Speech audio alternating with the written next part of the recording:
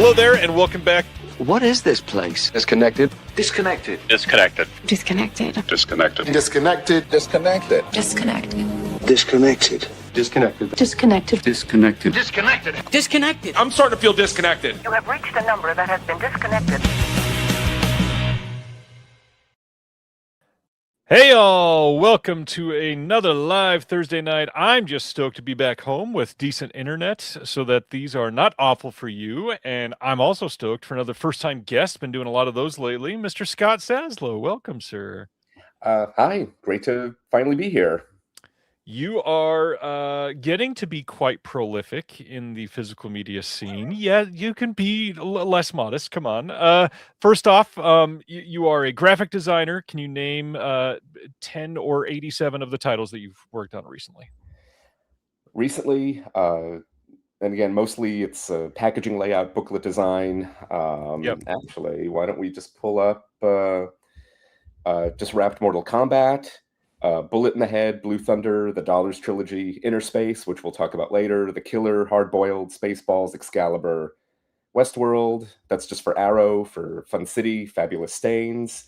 They just announced it the other day. I designed the box art for The Hills Have Eyes for Carlotta Films.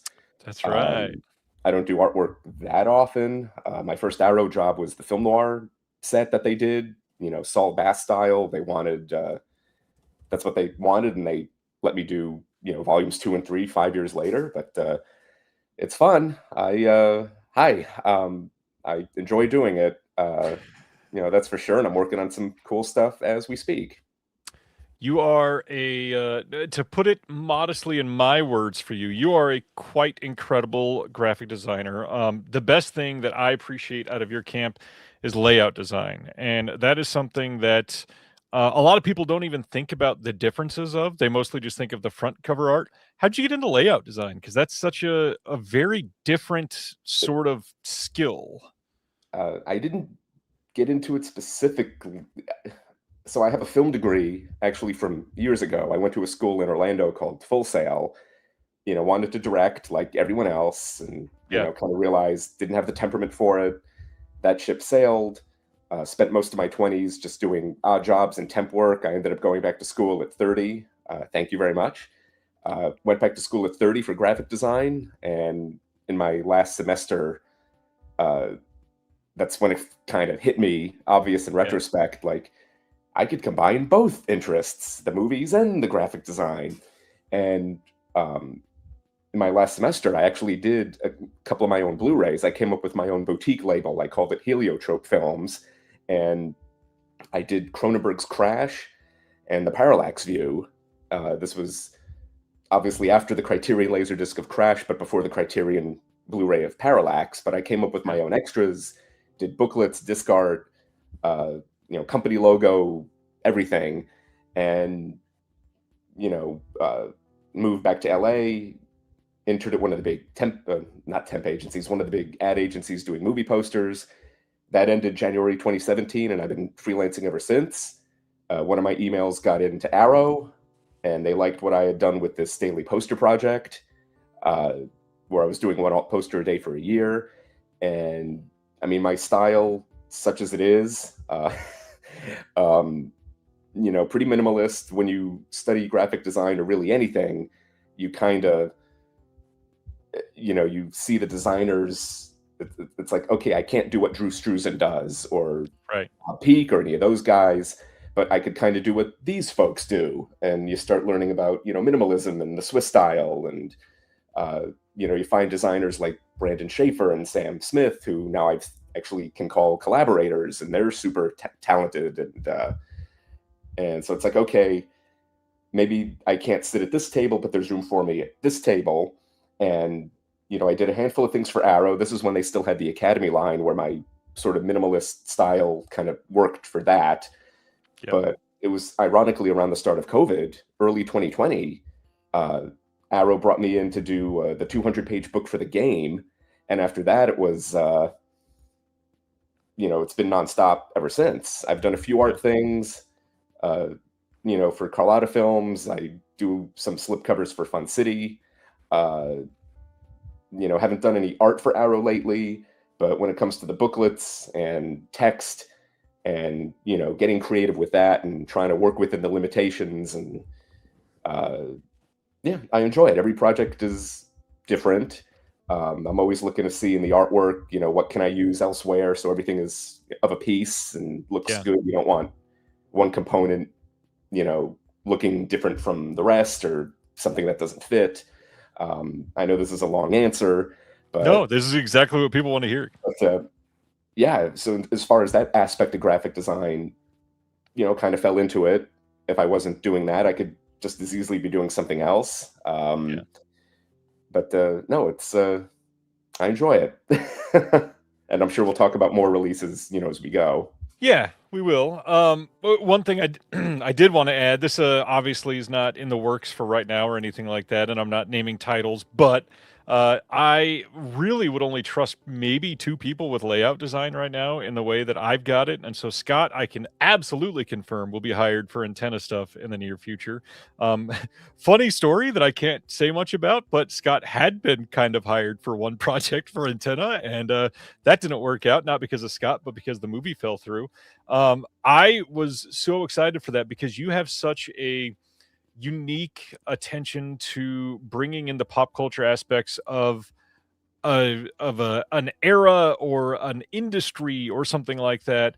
Where does the passion for that come through? Because for those that have not seen it, like all of the stuff that you have done for Fun City is kind of the best example of that. You really grab a hold of a style or a time period and make everything exactly in line with what you're envisioning.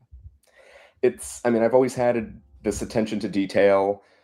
Yes, I know things can slip through sometimes. I still have nightmares about typos on mall rats. Yeah. But with Fun City, that all comes from my producer, Jonathan Hertzberg. And no, it's almost like no two releases are the same. There's some that are similar, but I remember working on Paradise, and he wanted the booklet to look like the old like TV guide, but specifically like the old cable channel guides in the early Right. 80s. Anyone who grew up in LA, Z Channel. So he wanted it to look like that. And he sent me a bunch of reference material. And it's kind of a sadistic, I accept the challenge, kind of thing, but also matching things, textures It's and tough. fonts. And, we're only 9 minutes in. We're talking about fonts already. But actually, the one thing with Paradise, I fooled him. On the back of the Paradise booklet is it's an advertisement for the soundtrack, or the Phoebe Cates single, I guess. And I sent that to him, and he wrote back, "Oh my God, where'd you get that?" It's like, I made it. That's why you paid me for it. But he wanted that booklet to look like an old, channel guide. Yeah. And so in the booklet, those are real listings from whatever issue I had to work with, but he wanted Fun City titles mixed Yeah. in. So then it was a matter of trying to match the existing font, painting out, movies, making sure everything fit, degrading the text so it looked like scanned text from a 40-year-old paper, aging certain things. And that one, yeah, Paradise, what was the other one? We were doing one usually with Fun City. I'm working on a couple at the same time, Paradise and Heavenly Bodies, which I actually got to see on the big screen in Toronto with Tom Oh, Ralston, the nice. talented artist. And yeah, just embracing that retro 80s style. And I'm very big on authenticity. One of my pet peeves is when this is a first world problem, believe me, when older films are repackaged, but given sort of a modern flair, whether it's a font or color or whatever, and the anachronistic, part of that I don't Yeah. like. So I'm trying to, okay, what fonts were used in the 80s? What technology was used in the 80s to make this stuff? Again, just so everything is of a piece and you could sort of, uh, uh, if you lay everything out, everything fits. Yeah. So We got a question from Paul. Paul wants to know what softwares do you use primarily? Photoshop and InDesign, Illustrator when I need it.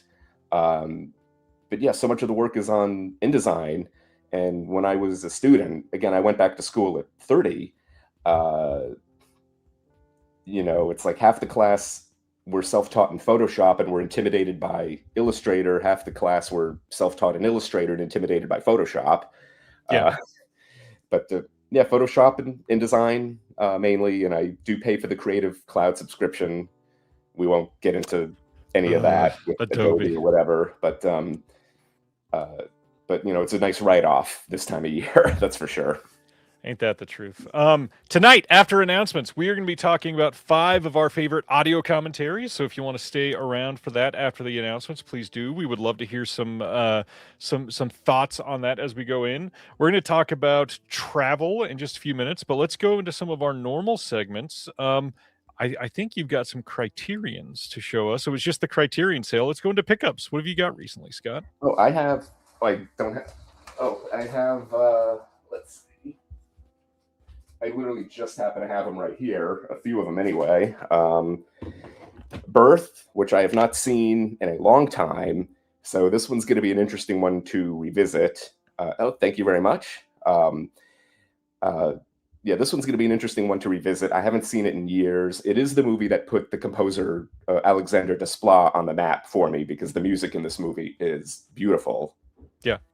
And it's going to be a fun one to, to the extent that this movie is fun, which it's not, but it'll be an interesting experience. And it was shot by the late DP Harris Savitis, who also shot The Game for Fincher. And when we were, real quick, when we were doing the book for The Game, there's a section with sort of camera plot, drawings of his. And it was at the start of COVID, the BFI library was closed, the Academy library was closed. And it's like, what are we going to do? But some random Twitter account had just posted them. It's like, found them. Next Criterion pickup in my top 10. Nice. I literally actually just finished watching it before this. Great movie. I'm certainly not the first to point out, like, this, it could have been made today.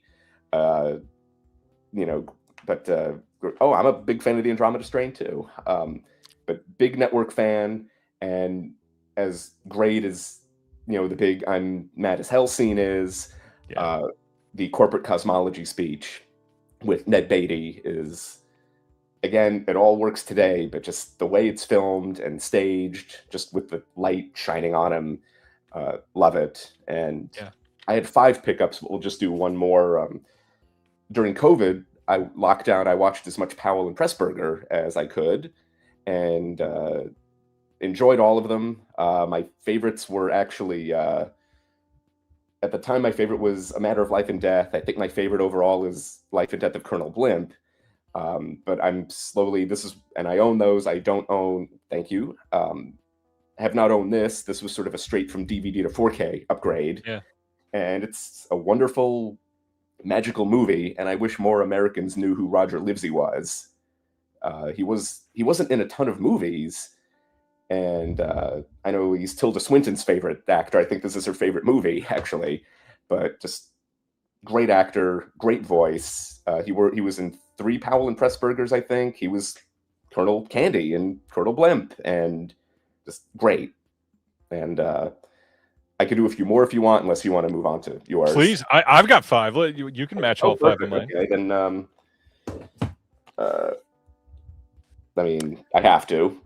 In fact, I think mine is within arm's reach because I just recorded about that one. Great cool. movie. Actually, this arrived before. This wasn't part of the recent 5 pickup, but it was in my hand when I pulled it out of the closet. What more is there to say?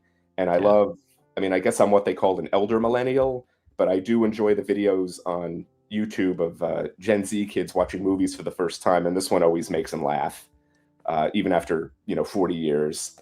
And rest in peace, Rob Reiner, of course, too. And then finally, classic in our family, Pee-wee. And sadly, he when he passed away, a friend and I, we had just watched Pee-wee's Big Adventure. It played at the Hollywood Forever Cemetery in LA. Nice. So got to see it with an audience. People were dressed up. I think they had the bike on display, or a bike. Classic. I haven't watched the new Tim Burton. I haven't watched any of the new extras yet, but looking forward to it. And it's just great to see this in the collection of all things. I am dying to see that one again. I was shocked when they announced it, but yeah, glad to have it. So I've got 5 here. One is a piece from Deaf Crocodile, and I feel bad because I don't think anybody else has this yet. This is the brand new Diva Fairy Tale set that is coming out right now. Love. I'm going to take off this J card because the whole art needs to be seen to appreciate the incredible set they've got here. I've not seen any of these in full yet. I edited a couple things on these, but yeah, eager to see all of these because they are weird and wild and classic in a way that is just unique. I am stoked to be able to see the rest of those. Imprint, while I was in Australia, were sending me this, came home to find City on Fire on 4K. This is one of their hard box releases of the Golden Princess titles. For those that have not seen these yet, on the inside, it is a steelbook release and a hardback book. And so the art that they are doing on these are very much the original poster art on the steelbook, which really cool that they're doing that on the steel. Normally, these companies would not do that on the steel like that. 2 discs on the inside, really nice set, and again, pretty nice boxy type book here. Hardback on both sides. It's probably, I don't know, 40-ish pages just by judging it. Lots of art on the inside, not a lot of written essays, but I like that they're doing it like this. It's a great looking set. Pretty identical to the Arrow releases to my eye. It looks like all of the extras are about the same. I know that there's been some question on the differences after Shout works on them. It looks like Arrow and Imprint are getting about the same sort of, I don't want to call it like restoration work, but it's like touch up after Shout fixes theirs and goes, well, we might have missed a couple things and we were quick to put ours out, so Arrow can fix it, and here we are. I got 2 in from Mubi from last year, and I got to see both of these in the theater. Liked these quite a bit. Got to check out Die My Love and Lurker. Lurker is probably the one that I would recommend to most people. It is very much in the modern, not comedy, but like cringe situation, kind of situational awareness thriller in a way. It's not like anything that's going to be scary or anything, but it's a situation where the whole time you're like, oh, what are these people doing? Like, I could see this person immediately turning into somebody that's going to go off on the deep end and like bring a gun to a music studio or something like that. The movie's great. Check it out. It is fantastic. And then the last one I'm going to show, my wife didn't get to go see this with me in the theater, but I loved Primate. Everybody needs to go see this if you've not seen it yet. It is pretty wild. There's a couple deaths in that movie that I'm really glad that they showed everything that they showed, because they don't hold back. They showed a guy falling off a cliff and hitting the bottom, and that was pretty explicit. Yeah, that's my 5. Have you? How was Die My Love? Die My Love is really well acted. It's Lynn Ramsey, so if you're a Lynn Ramsey fan, you'll probably love it a lot. It is very Lynn Ramsey. Jennifer in that is great.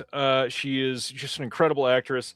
Robert Pattinson, fantastic. He's in it a lot less than she is, but I could see a lot of people being frustrated. It's not super linear, normal narrative type of story, but if you are a parent, if you're a new mother, if you're somebody that's struggled with like a very young marriage, it's probably going to hit very home with you as a viewer.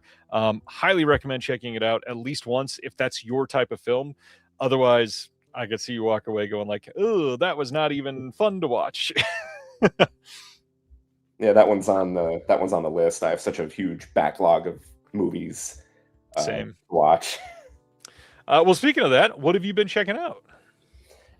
Lately, God, what have I been checking out? Actually, as far as older stuff, even though I've watched them a million times and most of my stuff's in storage at the moment, all the Alien movies are back on HBO Max, including the extended cuts. Yeah. For at least 3 of them. But the assembly cut for Alien 3 being on HBO, that's actually been getting some traction online, even though it's been streaming before, and the Alien Anthology set's been available for a decade now, at least. I'm sure there are people getting turned on to it for the first time, and great. So I rewatched that and Alien Resurrection, which I used to not really be a fan of, but I've come around to it. It also is one of my favorite lines in the franchise right at the end where, Sigourney Weaver says, "I'm a stranger here myself." Um, I've also been rewatching News Radio, which is on the Roku channel. Again, my DVD set also in storage. But I recently, there's a podcast called Die Hard on a Blank, and where they talk about, they start with Die Hard and they work their way forward, action movies in that mold. So I've been catching up on, and they touch on other films, action films too. So, over the last several months, I've been catching up with a lot of 80s and 90s action films I missed out on the first time. Not all great, but movies like Judgment Night, which they mention, they don't cover it. It's not a Die Hard type of movie, but they mentioned Judgment Night, which I quite enjoyed. Didn't know what to expect. What else did I watch? Southern Comfort for the first time. Good movie. Which at the last 15 minutes, I had no clue what to expect or, what would happen. On the other hand, I was probably the only person on the planet watching Free Jack, which, again, they didn't cover on the podcast, but they just mentioned it in the conversation. Or a Chill Factor with Cuba Gooding Jr., which I was led to believe was Die Hard on an ice cream truck. They're in a delivery truck with ice cream in it. They're not in an ice cream truck. Right. So just to show you what I've been watching lately, and I'm probably the youngest fan of the TV series Get Smart from the 60s, and I might be ruining it by saying it, but someone uploaded the entirety of the show to the Internet Archive. So I've had some of that playing in the background too, and you know what? Still makes me laugh after all this time. I know I've seen a lot of the show, but it's been so long. It would be like a first time watch if I went back to it. Yeah. My grandparents used to love it, and I mean, I swear certain episodes I could probably quote to this day. But God, it's been decades, easily 25 plus years. Well, I had to look. I was telling a friend about it, and I had to look it up for the date, and it was a week before my birthday, actually, January 1991. When it first premiered on Nick at Night, they did a marathon called Maximum Smart. It was 8 p.m. to 6 a.m., 5 days. And I was already a fan of Inspector Gadget, voiced by John Adams. So all it took was about 30 seconds. Agreed on the best title sequence. So I was already a fan of Don Adams. And it was one of those shows, same with News Radio later, where within 5 minutes, I'm a fan, ride or die. Dick Gaudier played Jaime the Robot. But again, all this knowledge in my head. But I haven't watched a ton of new stuff lately, unfortunately. Did you? One Battle After Another. I did watch. Recently. I haven't watched all the Oscar nominees. I enjoyed it. Although I think my favorite PTA films are still Boogie Nights and Magnolia. That makes sense. And every time, every so often, if I watch Magnolia at the end, I'm just thinking, God, he wasn't even 30 yet when he made it. And that wasn't even his first film either. He did multiple things before that. Yeah. Crazy timing for him. So I got to see 2 in theaters since our last show, which was last Thursday, while in New Zealand. And one day we went to see They Will Kill You, the new Zazie Beetz film. And Tom Felton is also in that. Patricia Arquette, a couple other names that were pretty good. It is very violent. It is essentially, like, a lot of people are saying it's basically Kill Bill, like in an apartment building. It's so different than that. It is very good. It is acted well. The story, you got to suspend a lot of belief it's an over the top bloody violent film. So you just got to be like, oh yeah, this is the universe that we're making this movie in, which makes sense. On that note, it's entertaining, it's fun, it's great. It's not like peak cinema or anything. The next one though, pretty close to that. I finally got to see Project Hail Mary. I am quite happy I got to see that on the big screen. It is great. Ryan Gosling is great. Really happy with how they taught a lot of very heady science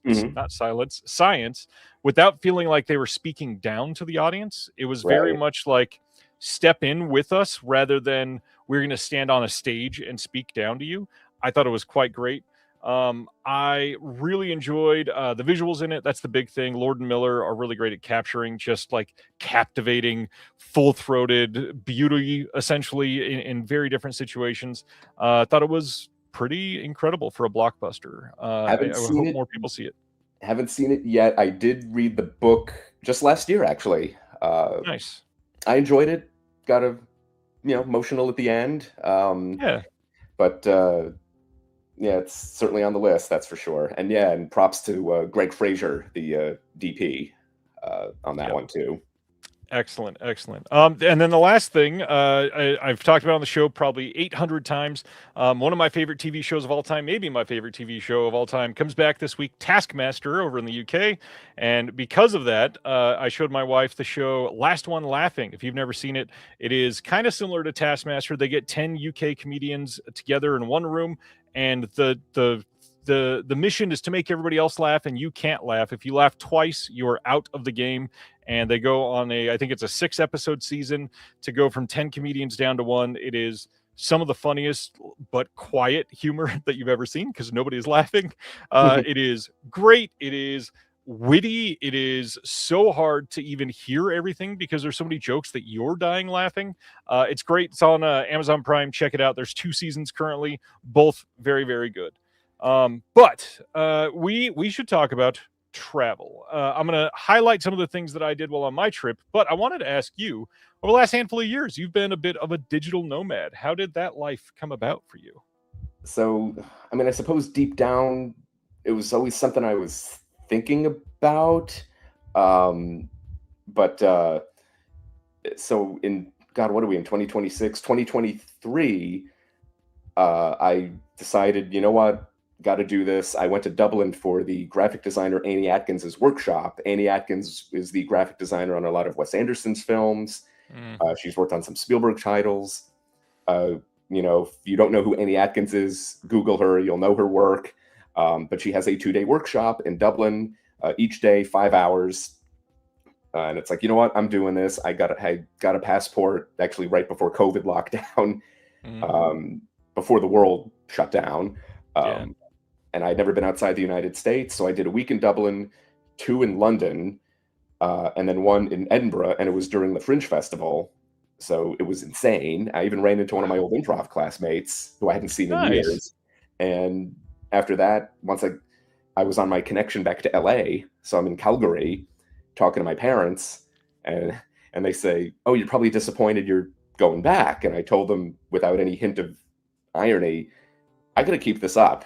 I don't want to go back. I want to keep going. Yeah. And I realize I'm lucky enough to be in a position where I can do this. So I slowly, put my stuff in storage, found someone to cover my, I found someone to take over my apartment, much to the annoyance of my roommate, but everything's okay. I was in a car accident, so that took care of that. Not my fault. It was a DUI and hit and run, of all things. But I got a couple of bucks out of that. And so 2024, I did 6 months just crisscrossing the UK. I've seen more of that country than some of the people there. I got to meet up with the folks from Arrow at the pub, got to meet with some fellow designers, got to go to the Vice Press open house. Nice. And someone, I'm at the Vice Press open house. I'm waiting for I think it was a Japanese variant Star Trek II poster that Matt had done, because once they announced that deal with Paramount, it's like, oh God, and now I have to buy them all. Yeah. And someone runs up to me while I'm waiting on the line, "Scott, it's you." It's like, "Who are you?" But it was Laurie Greasley, talented illustrator, and we'd never met. And when you're online, no one knows what anyone looks like. Right. So that was pretty cool. And so that was 6 months there, and then I did 5 months Australia, New Zealand. I just got back from 8 months. I did 3 in Europe, and then another 5 in London. This time, just London. And I tell people I haven't missed one day of work. Got to meet up with the Arrow folks again. And although I don't know if I'll be out of the country as long as 8 months. Probably just between 3 and 6 at this point. Not sure where I'm going next. Have to take care of some stuff here at home. Yeah. I crash with family, when I'm back in the States. And yeah, it's an interesting way to live. All my stuff's in storage and it'll be there, when I tell people I want to keep doing this until I either run out of money, which hopefully does not happen, get bored, which I don't think will happen, or Yeah. meet someone, fall in love, and stay. Which if I don't, if I don't sabotage things, maybe that will happen one day. But we won't get into that. But no, it's fun, and I tell my friends, I'm still always there if you need me, since I can do this, but I'm always still trying to pay it forward and Yeah. be there for people. And can attest, you were pretty much always very quick to respond. You were always on it. Obvious question, but where are you hoping to go? Anywhere that's on the list? Certainly more in Europe, because I think most Americans, if you're just on a regular visa, you could only do 3 out of every 6 months. Mhm. So I was thinking something like Austria, where I actually have some ancestry. Austria, Switzerland, Czech Republic. I really want to do Iceland. Yeah. I'd like to make it to Japan at some point, but I can't sleep on planes. That's a long flight. Flying from Auckland to LA, couldn't sleep a wink. And with the Same. and well, you would have just experienced with the international dateline, you actually arrive before you leave, which is a trip. That's for sure. Yeah, I was going to talk about that in just a minute. It was a very weird experience flying across the international dateline. I wasn't going to do this, but a lot of people asked me to share some things, so I put together some of the photos from everything just to be able to talk about what happened. Wanted to shout out Tony and Natalie, who Tony let us stay with him. Tony Meachus, who's in the chat. Thank you, Tony, from the Imprint Cast. This is their little welcome to Australia gift basket that they gave my wife and I. There's our first immediate lunch with Tony and my wife talking with Tony. And then we went down to see the beach. This was literally 3.5 hours after we got to Australia. After I think that first flight was, I think it was 16.5 hours. We flew from Dallas to Sydney this time, which that is a long flight. And the whole thing was in the night. So it was exhausting. I only slept about 3 hours that time. Here we are on the beach, just my wife and I. And then we started going around town. Tony took us to the Ritz Theater. This place was great. Here's one of the old classic cameras they had for display there. He, of course, had to take us to some physical media shops. Here's one of his favorites, Top 10. This is in downtown Sydney, and it was glorious. They had way more imports than I expected them to have. Some of them a little overpriced, but if you're there, check it out. This place, kind of hard to find. It's like recessed off of the road. So it's very easy to walk by and not see this. This is standing right in front of it, but you had to walk down, I don't know, probably 120 feet of an alley before you get here. So it's a little bit hidden, but you're in Australia. Had to go to JB Hi-Fi. Got a couple titles here. Show those on the show last week. Here's John Matthews from New Wave Video with the very funny expression, standing in front of Radio Free Alice. By the way, Radio Free Alice in Sydney, you can now pick up the Physical Media Advocate there. We're going to be talking about that more eventually. Next up, great food. Lots of Asian-inspired dishes that we had. Loved it there. Where's been the best country for food for you so far, Scott? Oh God, I'm so not a foodie, to be honest. And usually, and I'm such an American, not that I go to the American chains, but I will try to find their version of it. Like what's the best pizza in Sydney? What's the cool burger joint in London, or things like that. But I'm so not adventurous with any of that. Plus, too much junk food is always an issue with me too. In London, they have these big candy stores, but it'll literally say American Candy Store, and it has everything Reese, because Reese's and Hershey stuff is not as common there. Although then I read an article that said like all the people who run those stores know each other, and the article speculated it's like one big money laundering scheme or something. It's like, don't say that if you don't have proof. I spent money in these places. But I do well. My Sydney trip, I was visiting a friend in Atlanta, so it was going to be Atlanta to LA to Sydney. Oh, geez. So the Atlanta trip, that flight was canceled. They'd already started boarding, and then it was just canceled.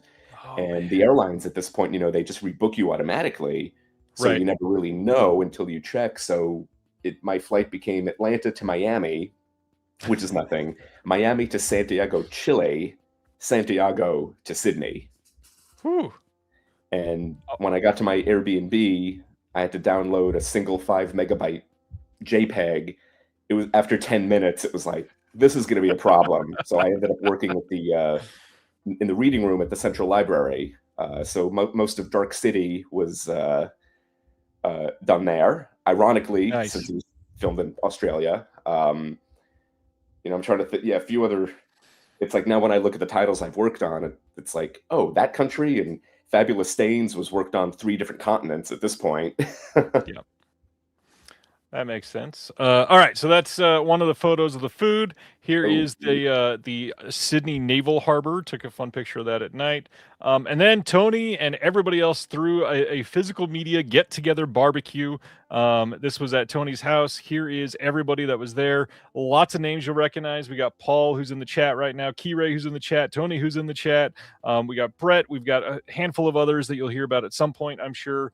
But we also got visited by a huntsman spider. I was told this was very rare, and I said, "Will I see one while I'm here?" They said, "Probably not." And then he showed up, so that was funny.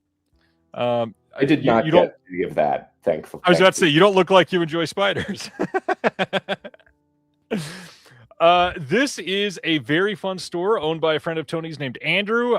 This store just opened literally about a month before we got there. Funny enough, you can now pick up the Physical Media Advocate in this store as well. We're going to be talking about that soon. This is a great little store. If you're there, go check it out. We'll give you more details on that. But then my favorite part of the trip, maybe, that I can talk about. We went to the Meg, which is the home of Nick Nicolau's makeup effects group. He worked on tons of movies that you've heard of, lots of Aussie classics like Cut, which I love. They worked on The Matrix. We got to see the baby from The Matrix, and we got to see so many things that they've done in the past. This is one of the burned up nuclear victims, we'll say. Just some incredible pieces in this essentially like a little museum that they had.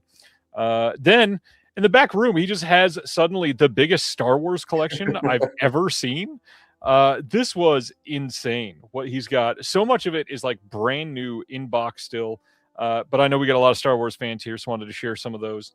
But then showed even more of his art and pieces that they've worked on, stuff that has been from way back when. This is an original piece from Mary Poppins that was like a test piece of the clothing, I believe, of what they were going to do. This was incredible. This is an original cell from The Secret of Nim, and Don Bluth is like one of my heroes of all time, so I had to snap a photo of that. Some incredible original pieces of art in this entire thing. This was the one right before the finalized painting of Visitor Q for Larry Cohen. So this is not the painting, but one of the ones that were almost there. Same with this. I don't believe this is the final one. He did have quite a few final ones. I don't know if I included. Okay, this is one. This is one that was final. And then he also had, I didn't include it, maybe. He's got Legend. He's got the final painting that is the actual painting for the poster of Legend. This is stuff that was used on Fury Road and a couple other things. Original storyboards here from The Thing, which is wild to see. Here is an original Alex Ross, which was mind-blowing to see in person. Just some modern art going around Sydney. Classic. And then just some of the views. We went to Crawford, one of the biggest stations in all of Australia, and Danny, who might be in the chat or will be eventually probably, took us around this way. We got to see quite a bit of this. Here's us just overlooking the ocean. And then we finally got to where he gave us a tour of his entire studio, looked at where they broadcast the news from. They do radio recordings. There's Danny in the picture at the bottom. Danny was giving us the whole last 60 years history of broadcasting in Australia, which was just amazing to see. Here's the front of the studio, the Wind Network. And then the next day, we went to the National Film and Sound Archive in Australia. This is in Canberra. And as much as I wanted to love this, we drove 3 hours to Canberra out of Sydney. And we saw everything we needed to see in about less than 25 minutes. Not very much there. When I was in Sydney working on Dark City, Arrow wanted to include a reproduction of the postcard, and I did a little homework, and I swear the original prop postcard is in that building. And I mentioned it, I'm in Sydney, I'll take the train, I'll pay for it, but it would have required too much paperwork. I couldn't just walk in and get a scan of it. I even spoke to someone from there. Yeah. We emailed back and forth, nice guy, but we would have needed written permission from Warner Brothers, and it would have become a whole thing. So that's why I had to recreate it from scratch. It's like the real one's just over there, but well. I tried to go there for some stuff for Antenna, and the timing just didn't work out right. Going to be working on some stuff with them soon. But they did get to show us the actual knife from Crocodile Dundee. And yes, that is a knife. We had to go to some more physical media stores. This is one that, again, downtown Sydney, really nice place. This is called Hum. It was pretty nice. A little overpriced, but not too terrible. While we were walking to Hum, just a random funny story because I'm a freaking giant. If you didn't notice from the picture so far, Tony was walking us into a used bookstore, and I was wearing my sunglasses because it was so bright outside. Walk in, and I immediately go to take off my sunglasses because I was blinded. And as soon as I take them off, I'm one step in the building. They had an exit sign, and I was so tall, I bashed my head on the exit sign, and so hard that the exit sign fell off of the roof or ceiling. Hilarious. Absolutely terrible. My head started bleeding. That was fun. This is where we visited Bondi Beach. And if you pay attention to world events, this was the site of a tragedy just a few months ago. And to be this close to it and see everything that happened was just absolutely wild. It's humbling in a way that is sad, especially coming from America, where it's such a common thing. Could say a lot about how safe we felt in Australia, but I'll let it go. Some of our big views of Australia as we left Bondi. Tony took us to this beautiful little alcove where it's just crazy, the views that people, this is like next to somebody's apartment. They just hang out here. And I was so jealous. You just wake up and look outside, and then I look down and there's stairs carved into this cliff. It's just crazy. I love this life. Going on to some other stuff, had to get the classic Opera House shot. This is, of course, Luna Park. You've probably seen photos of this quite a few times online. Under the Harbor Bridge, looking at that.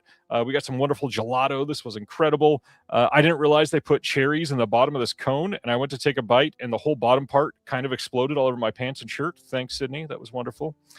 This is the Tyra Banks brand new ice cream shop she just opened called Smize and Dream. Don't know why that's her new dream, but it is. There's us in front of the Opera House.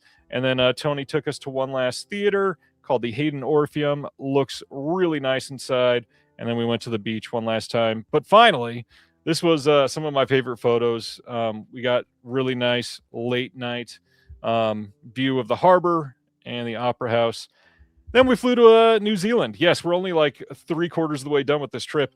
Flying into New Zealand was gorgeous. Never seen nature like this. Auckland, I mean, you've been there. It's just stupendous to fly into there, right? Well, I flew from Melbourne to Wellington, and that's even better landing. I think crosswinds in the mountains. I was just gripping my seat, but I did do the Weta workshop. Nice tour. That's actually where this shirt comes from. Very nice. But and then from Wellington to Auckland, which was lovely. Did you make it to? There's a New York style pizza chain there called Sal's. You didn't make it there at all, did you? We did. But when I saw that, I made like a beeline for it, and it's like they got it right. Not everyone does.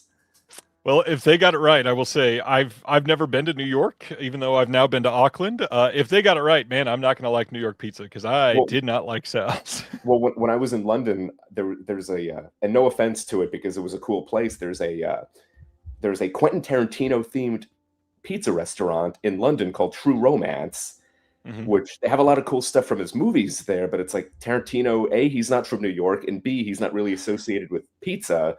And it billed itself as New York style pizza. And I went there, tried it, and not even close. Sorry. But when I saw this place in Australia, New Zealand, I had to try it. And then I went to a New York style, I went to a deli, and had a pastrami sandwich because I'm always on the hunt for a good one of those. And it was good, but so salty. I couldn't finish it. Too salty. Understandable. So yeah, that's flying into Auckland. This is right before we landed. This is how they welcome you in at the Auckland airport.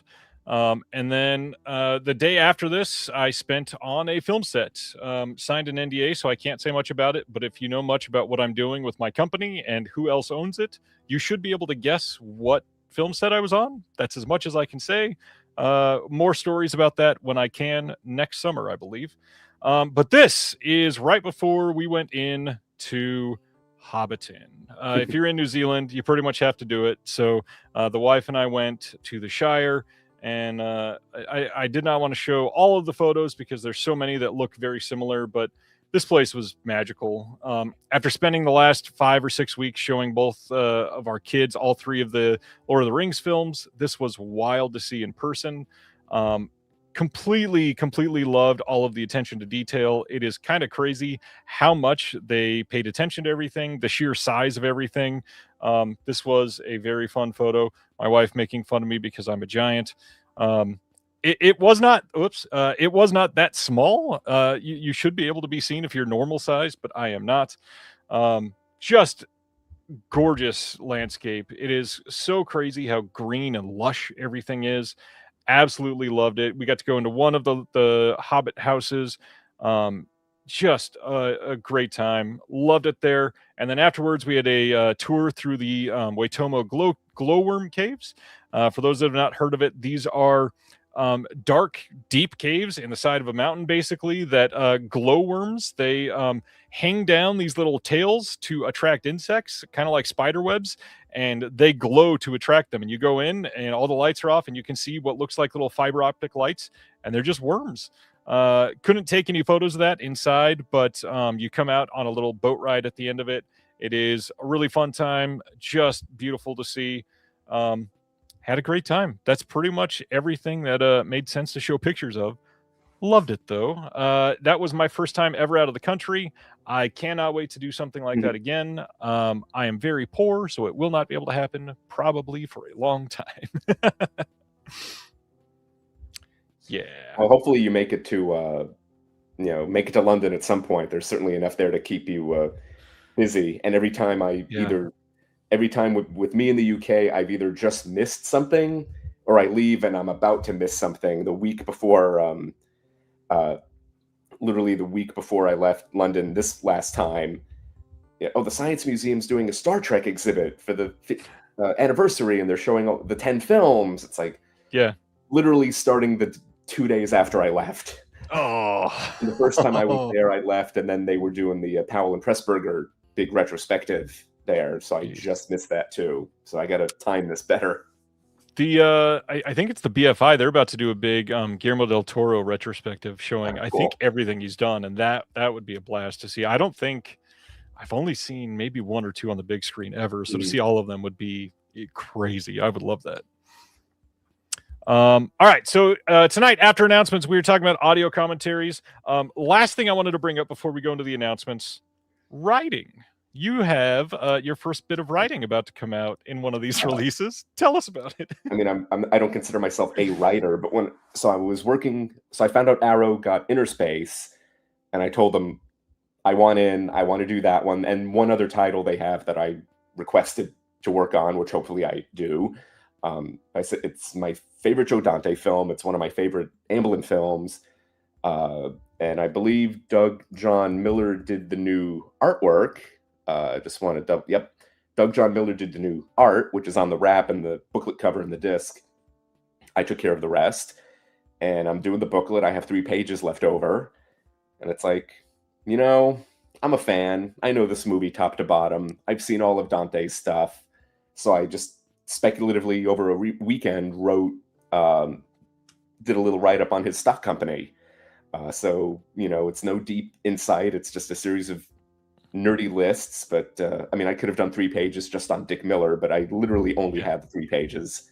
So Dick Miller, Robert Picardo, Kevin McCarthy, William Shallert, etc.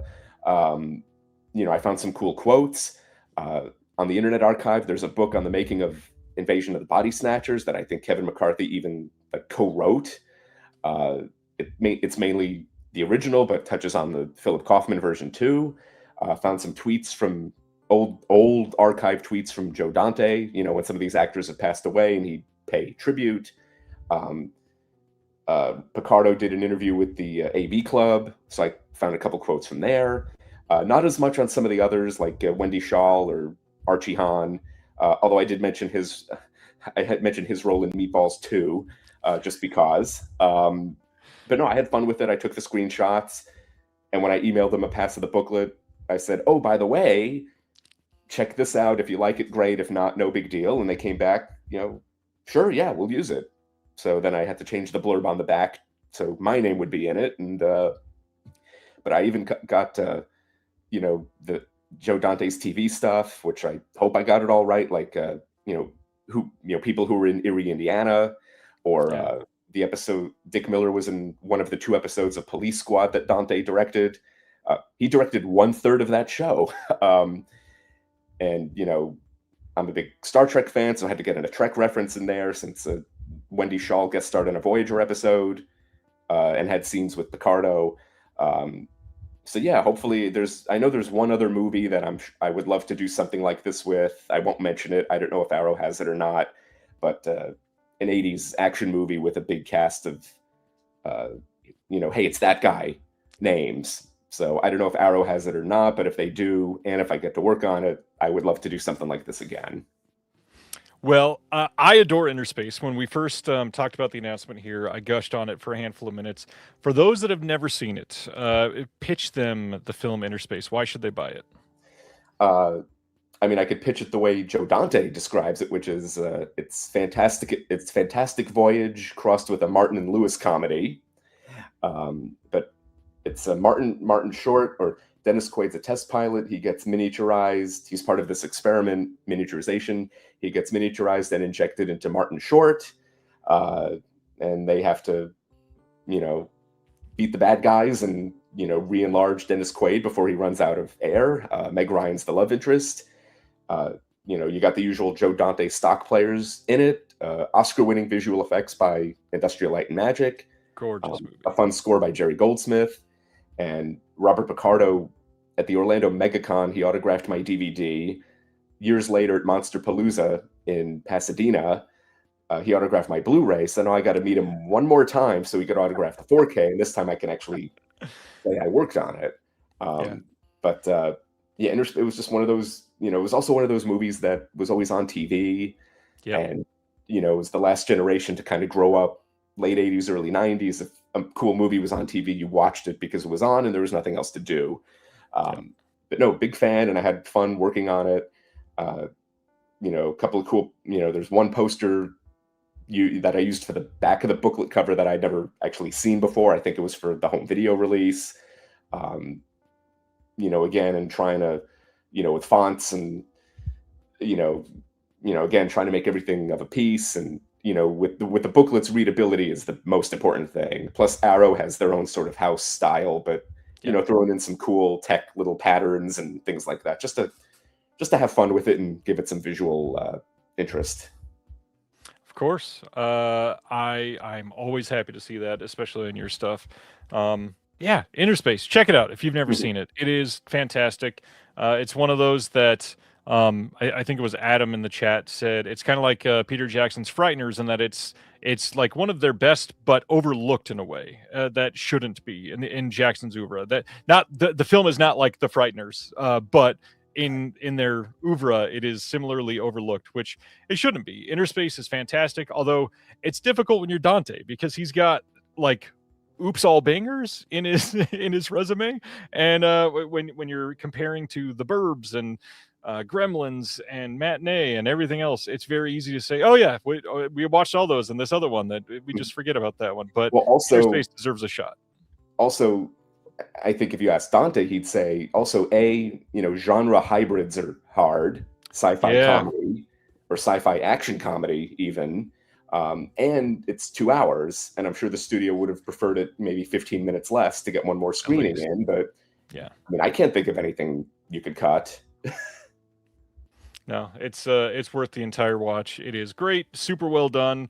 I understand where Terry's coming from in the chat talking about Martin Short overacting, but just like Adam said, or just like Spooky said, that is kind of why you watch Martin Short. That's what he always does. So And he either hadn't way, done many, he hadn't done. I think he had done Three Amigos, and like I don't think he'd really done many movies actually before no, this either.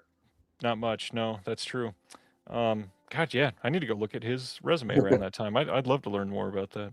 All right, we're ready for announcements. Anything else that you want to hype up before we go into this? Anything other than Interspace coming out the next month or two that's already been I mean, I'm announced? working on a few titles for Arrow right now, and a couple for a few for Fun City in various stages. But yeah, nothing else I can really talk about right now. But there will be more. There will be more. And speaking of more, let's talk about some animation as it comes through Warner Archive. So these are all a big batch of Warner Archive titles that came out late last week. I do want. I know a lot of people are gonna be like, "You don't need to apologize for this. You were out of the country." I do want to apologize. I was very late on many of these announcements. It was such a weird week. I literally right before this show just got caught up with what I had been waiting to be able to post for the last 2 weeks. Every single day has been wild. You were talking about going over the international dateline. I woke up early on Monday morning to fly out of Auckland, left on Monday afternoon out of Auckland, flew 12 hours to LA, and when we landed in LA, it was again Monday morning. And that sort of thing is so jarring in a weird way that you are just not prepared for. When we finally landed in Kansas City, it was technically only an hour on the clock after when we left Auckland, which, holy hell, what a weird life that is in that day. All right, so we got May 19th. We got a Blu-ray coming of Looney Tunes Cartoons. This is the HBO Max series coming to Blu-ray. Now, this one's interesting because it had been discussed on this show last week or the week before as coming on DVD only, and it seems like the outcry of everybody wanting this got them to say, hold up, let's get the archive to put this out on Blu-ray, which is always a win. This is going to be a 6-disc Blu-ray collection. They're going to have the sports shorts with it as well. You can check this out. Total runtime on this, just over 1,000 minutes, which is very worth it to me. I'm a big animation head. Are you into animation, Scott? I've always been a Looney Tunes fan. I haven't watched this, but I have been buying the collections, and I've kind of lost count between, I have the golden collections from DVD. Then with Blu-ray, they did a few platinum collections, and they've done some DVD compilations over the years. But some of the cartoons are new, and some are old, and some have been remastered, and some haven't. But whatever the archive's releasing Looney Tunes wise, I'm more than likely going to pick up. Same. I will get this, absolutely. Next up is Seven Faces of Dr. Lau from 1964. This is coming on May 26th. This is a Tony Randall film. This will have a vintage featurette on here called King of the Duplicators, and then a Tom and Jerry cartoon, The Cat Above and The Mouse Below, and the original trailer. Are you into the classics like this? I have not seen this one. I know of. I'm certainly aware, but actually, most of the rest of the archive titles, I think you're going to announce, I have not seen, unfortunately. But I'm always open, so they'll get on my radar at some point. We've got a question from Explosive Action. What's going on? Losing track. What's different to this compared to the last couple of Warner Archive Looney Tunes Bugs Bunny? This is entirely different. The one we just talked about, this is the HBO Max series that's very contemporary. It was it was coming out between 2020 to 2024. It is not classic Looney Tunes, but it is done in the classic Looney Tunes style. I've never seen them, but I hear they're actually like shockingly faithful to the original style and the comedy and everything. So I need it for sure. Next up, one that I've heard about for a long time, never got a chance to see. This is Follow Me Quietly from 1949, also coming on May 26th from Warner Archive.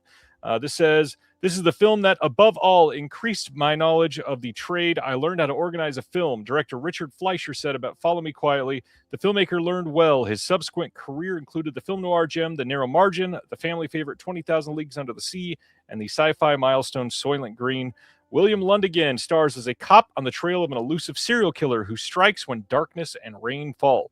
Anthony Mann shares credit for the story, a take similar to his work uncredited on the previous year's He Walked by Night. This will have Crime Does Not Pay shorts on this called Dark Shadows and the last installment plus the trailer. Feels a little noir-ish. Are you into film noir?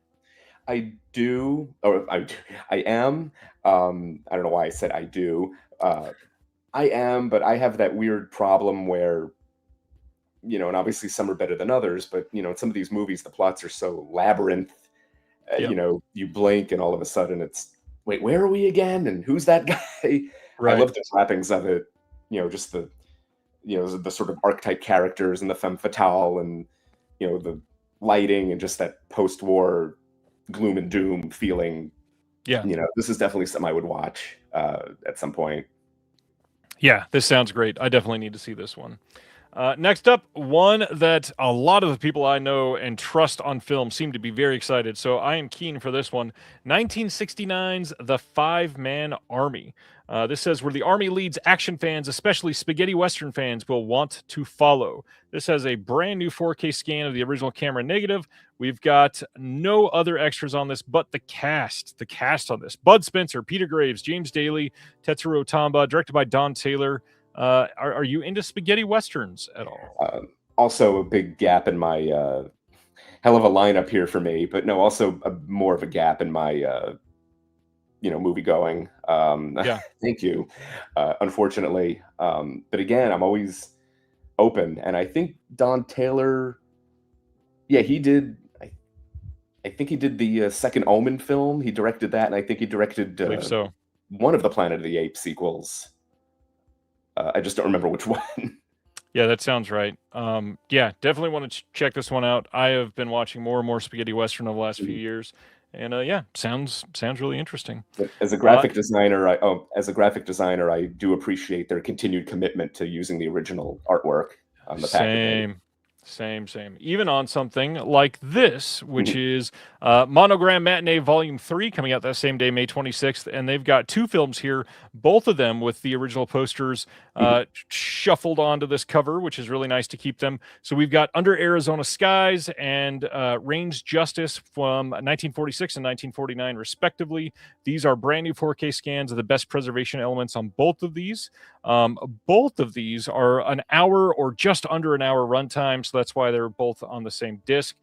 No extras on these, but it's a double feature. I'm not much of a Western guy. Is this something that you would be immediate to pick up? Same, but you know what? I'm glad when anything is released like this, but Same. I'm happy that they're doing these, and that they're clearly committing to, volume 3. Maybe we'll get volume, 4, hopefully at some point too. If this sells more than 14 copies, maybe, yeah. Next up, another big one, May 26th. It's a Wise Child from 1931 with Marion Davies. This one, and Marion delivers one of her finest comedic performances in this smart, early talkie farce that delights in mistaken impressions and social pretenses. When Joyce Stanton becomes the unsuspecting subject of scandal after being wrongfully assumed pregnant, she finds the gossip oddly useful, particularly as it helps her sidestep an unwanted marriage to a wealthy suitor. I absolutely need this one. Pre-code films are always at least interesting and quite often fantastic. This will have classic cartoons on here, Bosco's Fox Hunt and Bosco's Soda Fountain, and then two MGM shorts, Crazy House and The Rounder. Any thoughts on pre-code films? I did watch, I don't have a ton of experience with them, but I'm a big, I like Barbara Stanwyck, and I know she did a bunch of pre-code films, and maybe it was the Criterion Channel, or I don't know where I would have seen him at this point, but I watched a bunch of hers, from then, and on one, certainly tame compared to now, but at the same time, you could kind of see where it might have bothered some people then. There's one where she literally, now I'm totally blanking on the name, one where she gets a job at a company and she literally sleeps her, the whole movie's about her sleeping her way to the top, which you couldn't do, a few years later in a movie. I always love watching pre-code movies and thinking about my grandparents and going, they were scandalized by so much less than are in pre-code films. All right, next up, Joan Crawford in Possessed. No, not that Possessed. This is 1931's Possessed, also coming on May 26th from Warner Archive. This is Joan Crawford and Clark Gable in this one. We got a 4K scan of the original nitrate negative. This will have the MGM Dogville comedy short Love Tales of Morocco and a classic cartoon Bosco the Doughboy, which I'm just glad that they're putting shorts on these. I'm glad that we're getting all of this archived. It's Clark Gable and Joan Crawford. Like, I got to watch this at some point. This sounds fantastic. And one of my old roommates in LA, Nora, who writes about classic film, she actually writes one of the essays in Arrow's, I think in volume 3 in the Film Noir set. Huge fan of Betty Davis and Joan Crawford. This is a woman in her 20s. She has tattoos of them, magnets on the fridge. I think she said her favorite movie was Humoresque. So when Warner Archive released that, I had to tag her in the announcement, you might want to buy this. So as long as, again, there's always a new audience for movies like this. I agree. Yeah. And then maybe the biggest one of the month for a lot of people is we get The Late Show from 1977 with Art Carney and Lily Tomlin. This is, of course, a big one because it is one that people have wanted on HD for quite some time. You've got Robert Benton also in this one. This is, let's see, there was one more thing that I wanted to shout out. 4K scanning of the original camera negative. Excerpt from Dinah from 1977 talk show with Lily Tomlin and Dinah Shore. Just absolutely great that this is coming out on HD finally. Any Art Carney or Lily Tomlin thoughts? Not really, except I think I looked it up once, and I'm pretty sure I think Lily Tomlin was the host of SNL the weekend I was born.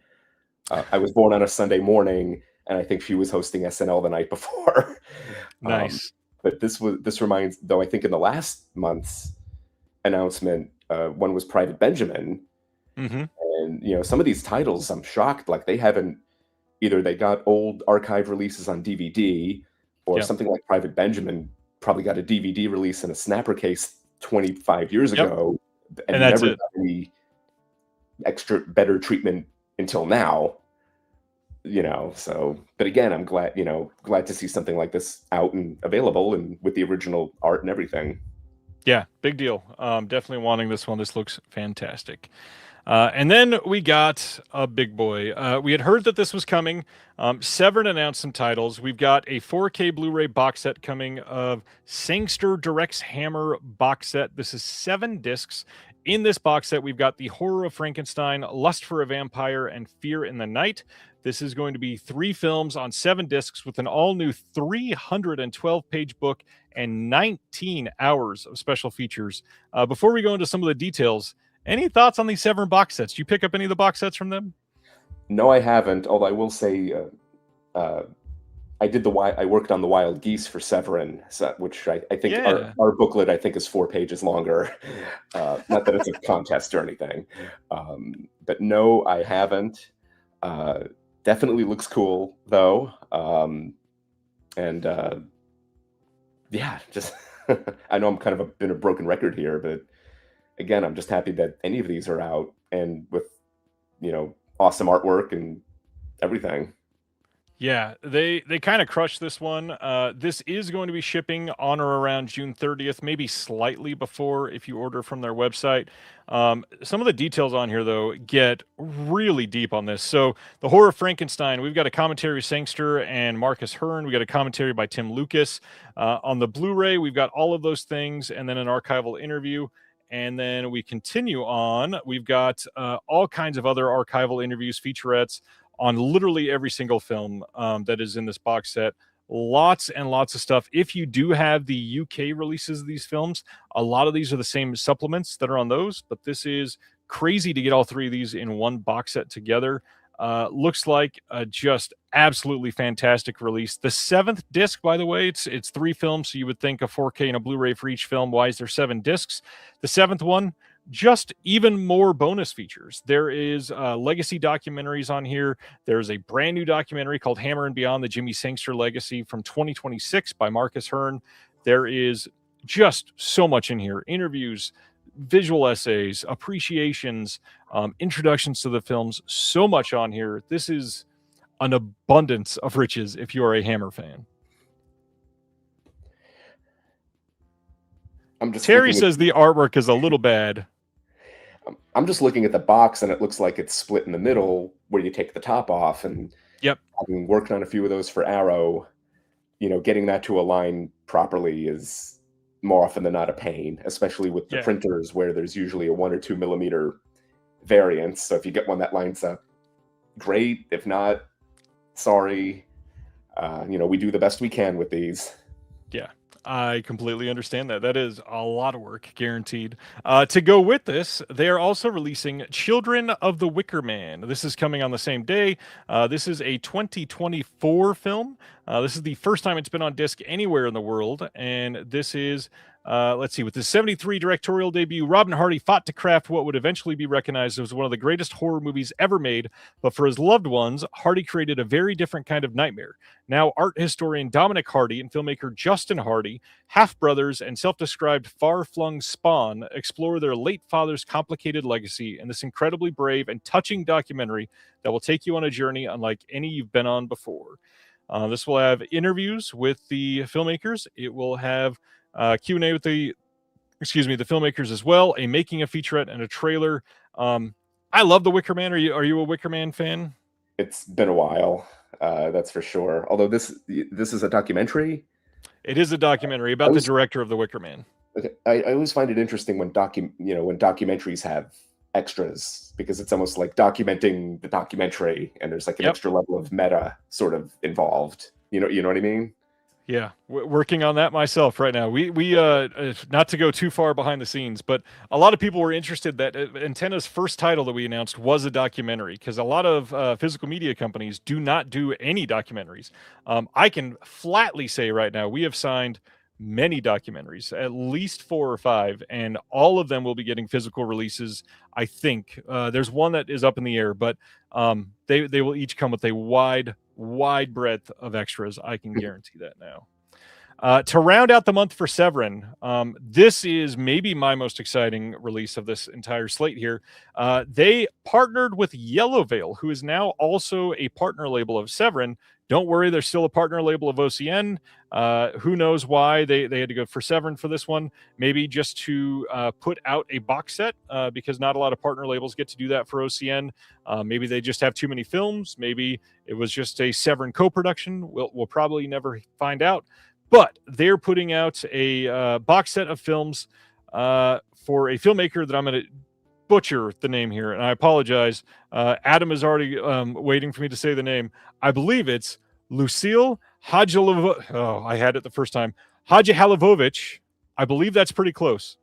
Hadjihalivovich. Halilovich. There it is. Hadjihalivovich is, I believe, the right way to say it. This is a 4-disc set with 4 hours of special features and a 60-page companion book. In this set, we've got Innocence, Evolution, The Ice Tower, and Earwig. If you've been paying attention to releases overseas, you'll probably recognize Earwig. That was released by the company Anti-Worlds over in the UK. They are like a sister label of Indicator. And all of these are filled with extras. I think we've got 1 or 2 that are brand new releases in the North American side. So Innocence, this is a North American Blu-ray premiere. Sounds like a great film. The Evolution is not for the first time, but it's got some extras on there as well. Earwig is first time in North America, and that's got a bunch of extras, including short films on a few of these. And they've also got at the bottom there it is, The Ice Tower, a bunch of extras as well, Q&As, introduction, everything. This looks fantastic.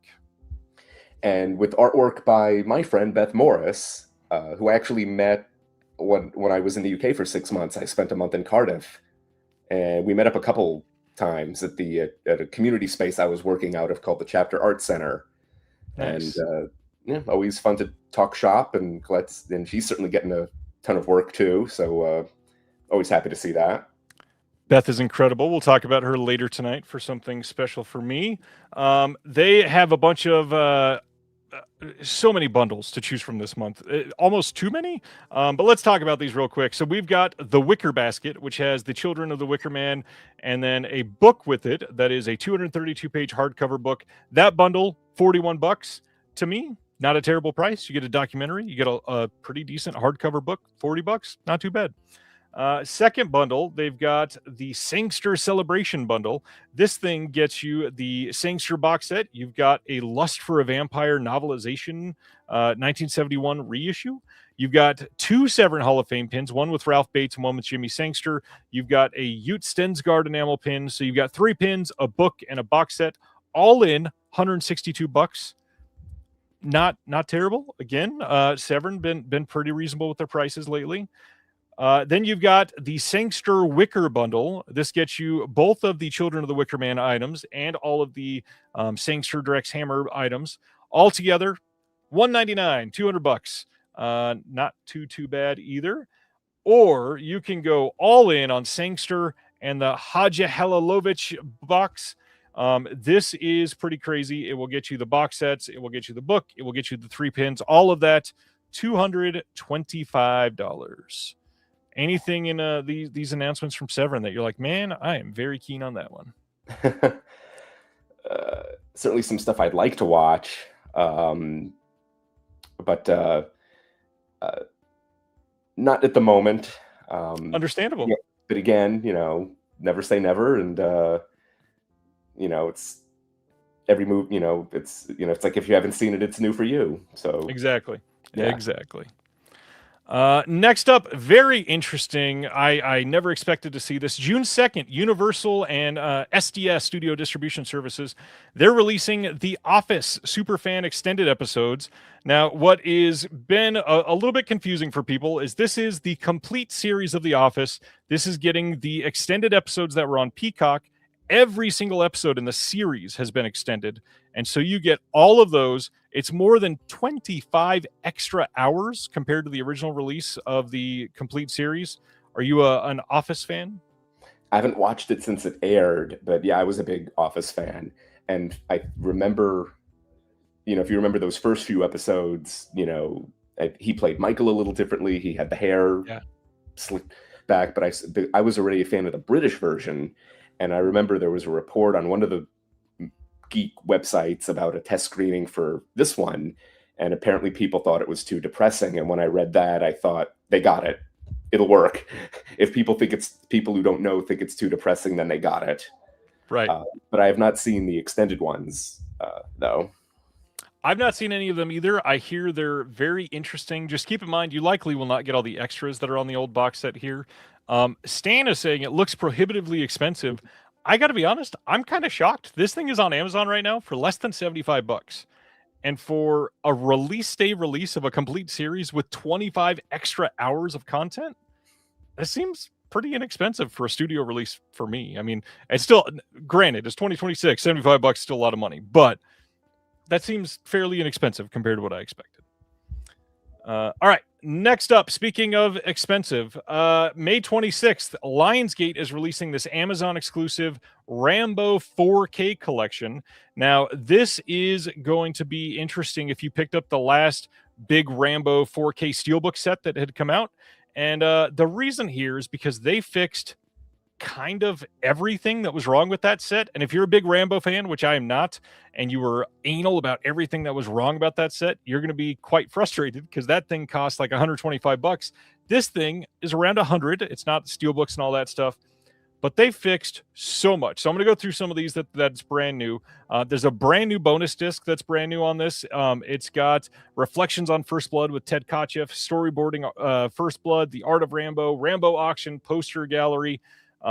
Then on the second disc, everything is the same on that. We're going to get into the actual audio fixes and stuff like that in just a minute. But it's got all of the Rambo films. I've heard everybody laugh about there only being 3 and 4, and depending on how many you love and all that. But this is where it gets super interesting because we've got the theatrical and Sylvester Stallone's extended edition on Last Blood. There's a brand new Dolby Atmos cut on Last Blood that was not in the original one. We've got Dolby Atmos on Rambo 3. We've got Dolby Vision on all of these that was not on the previous releases. We've got like the original Laserdisc audio on a couple of these that are brand new. We've got let's see, Dolby True HD 5.1 from the newly discovered 70mm 6-track magnetic soundtrack on Rambo First Blood Part 2. like lots of stuff that they went in and found after the first set was kind of botched. And this looks like it's going to be pretty solid if you are a Rambo fan. Are you a Rambo fan, sir? Not a hardcore fan. I love the first film. Yeah. But the first film, of course, is completely different from the rest. I enjoy 2 and 3. I like the fourth one. I still haven't seen the last one, actually, Last Blood. And I still can't believe, Ted Kotcheff, who directed First Blood, also did Weekend at Bernie's. That's versatility. But I saw this and it was like, yeah, I'm going to have to pick it up. I've only ever owned the first one, and I think I got it at Best Buy for $8. So, I'll go with this. But I do have to give a shout out to the folks at Entrada, the record label. They've released the complete remastered scores over the years for the first 3 films. In fact, First Blood just got a new release, but fixes previous errors and things like that. And I believe their release of Rambo of Part 2, which came out I think in 2016, there's an alternate end title piece that Jerry Goldsmith did, which I think they salvaged from a tape cassette or something. So they're still discovering things from these movies. But yeah, I'm definitely going to have to pick this up. This is going to be tough because it has sold out multiple times already. So if you're keen on this one, you might want to get it sooner than later, if you can even. I learned that lesson, funny enough. If it's something I'm thinking about, I just order it. Because I remember when I ordered they've reprinted it, but when Sony did their Lawrence of Arabia Steelbook, it was the only time I had an Amazon order canceled. Like they literally ran out before they got to mine. I ended up ordering it from Target of all places. They had it. Again, first world problems, but at the time it was like, no, but Target, who knew? For those that weren't following that saga closely, shortly after that thing sold out, it was going for over $200 on eBay, which is just insanity.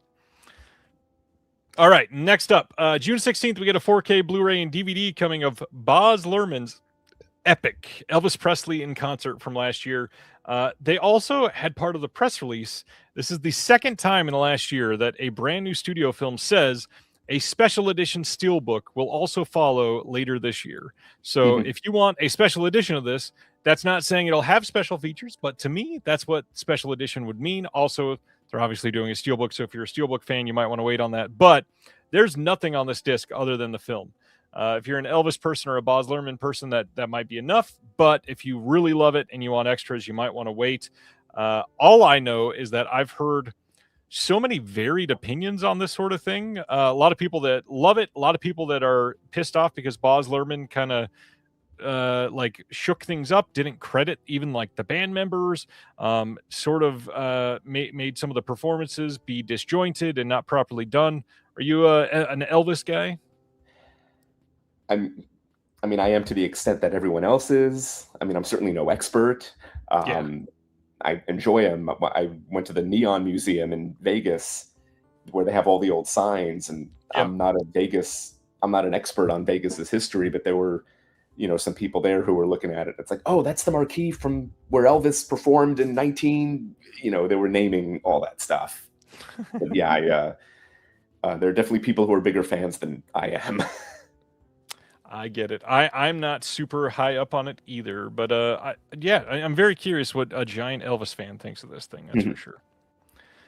Next up, one that I loved from last year, May 12th, we are finally getting news about a Blu-ray release from Lionsgate of Twinless from last year. Did you get to see this one? No, I didn't.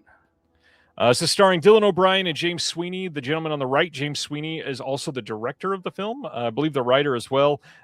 This is a movie that I can't really say much about. You kind of shouldn't know anything about it.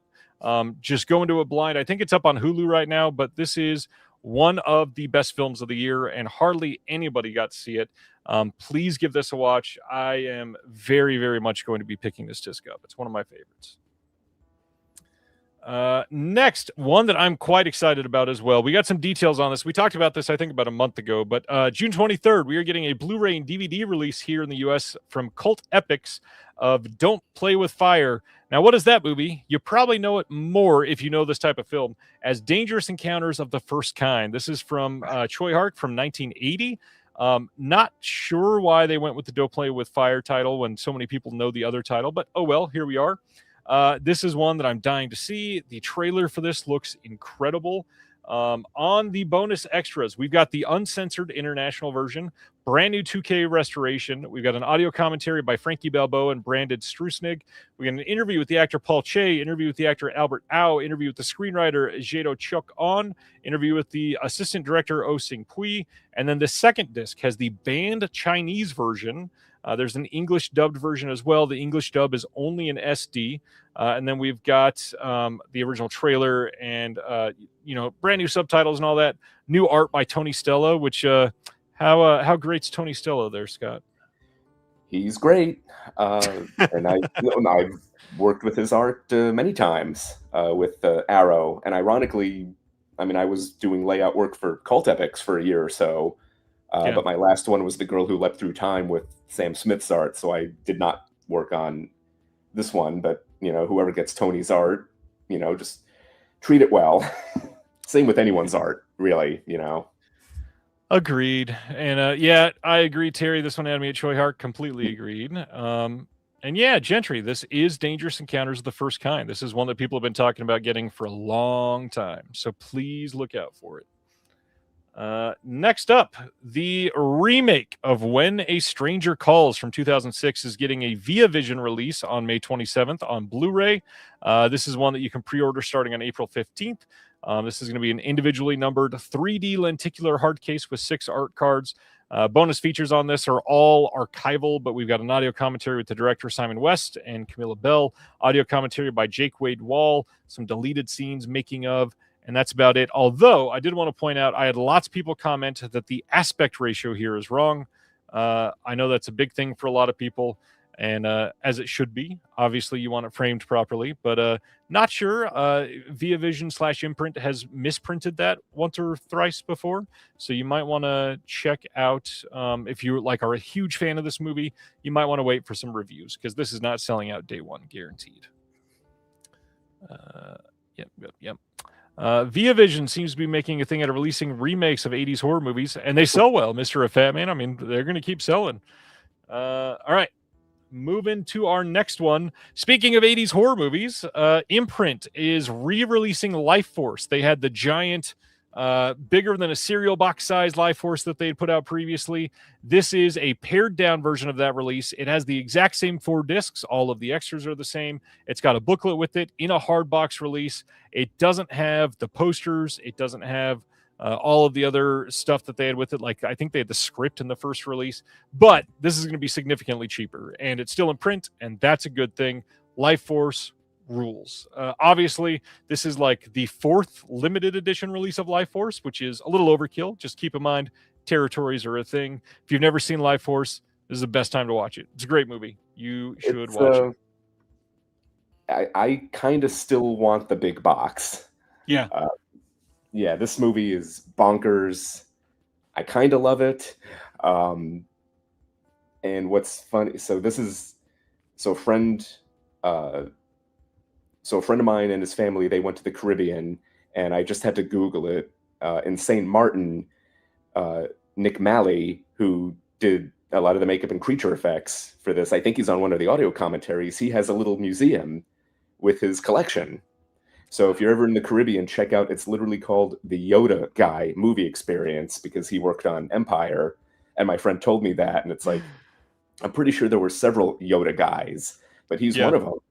And he has a little shop with props and things on display. Just if you Google it, you'll find the page on TripAdvisor. It looks pretty cool. But this movie's insane. And I know. And, I know Scream Factory, they didn't, I think only the theatrical cuts in 4K, but all the other labels. Yep. And I asked Arrow about that. And I think it was like, that took a lot of work to get the longer cut, up to spec for 4K, but glad they did it. Glad they did it, and now Imprint has it as well. Did want to shout out Paul Berryman, says the episode on Imprintcast about Life Force is up now. Glad to be a part of that. Howard S. Berger is also on that episode, and it's a long one. They talk about the history of canon films. Go give it a listen for sure. Stan in our chat says Life Force is very special to me. I don't want to spoil anything, but we'll talk about Life Force later this year in regards to Stan at some point, I believe. Let's carry on. This one's a little frustrating.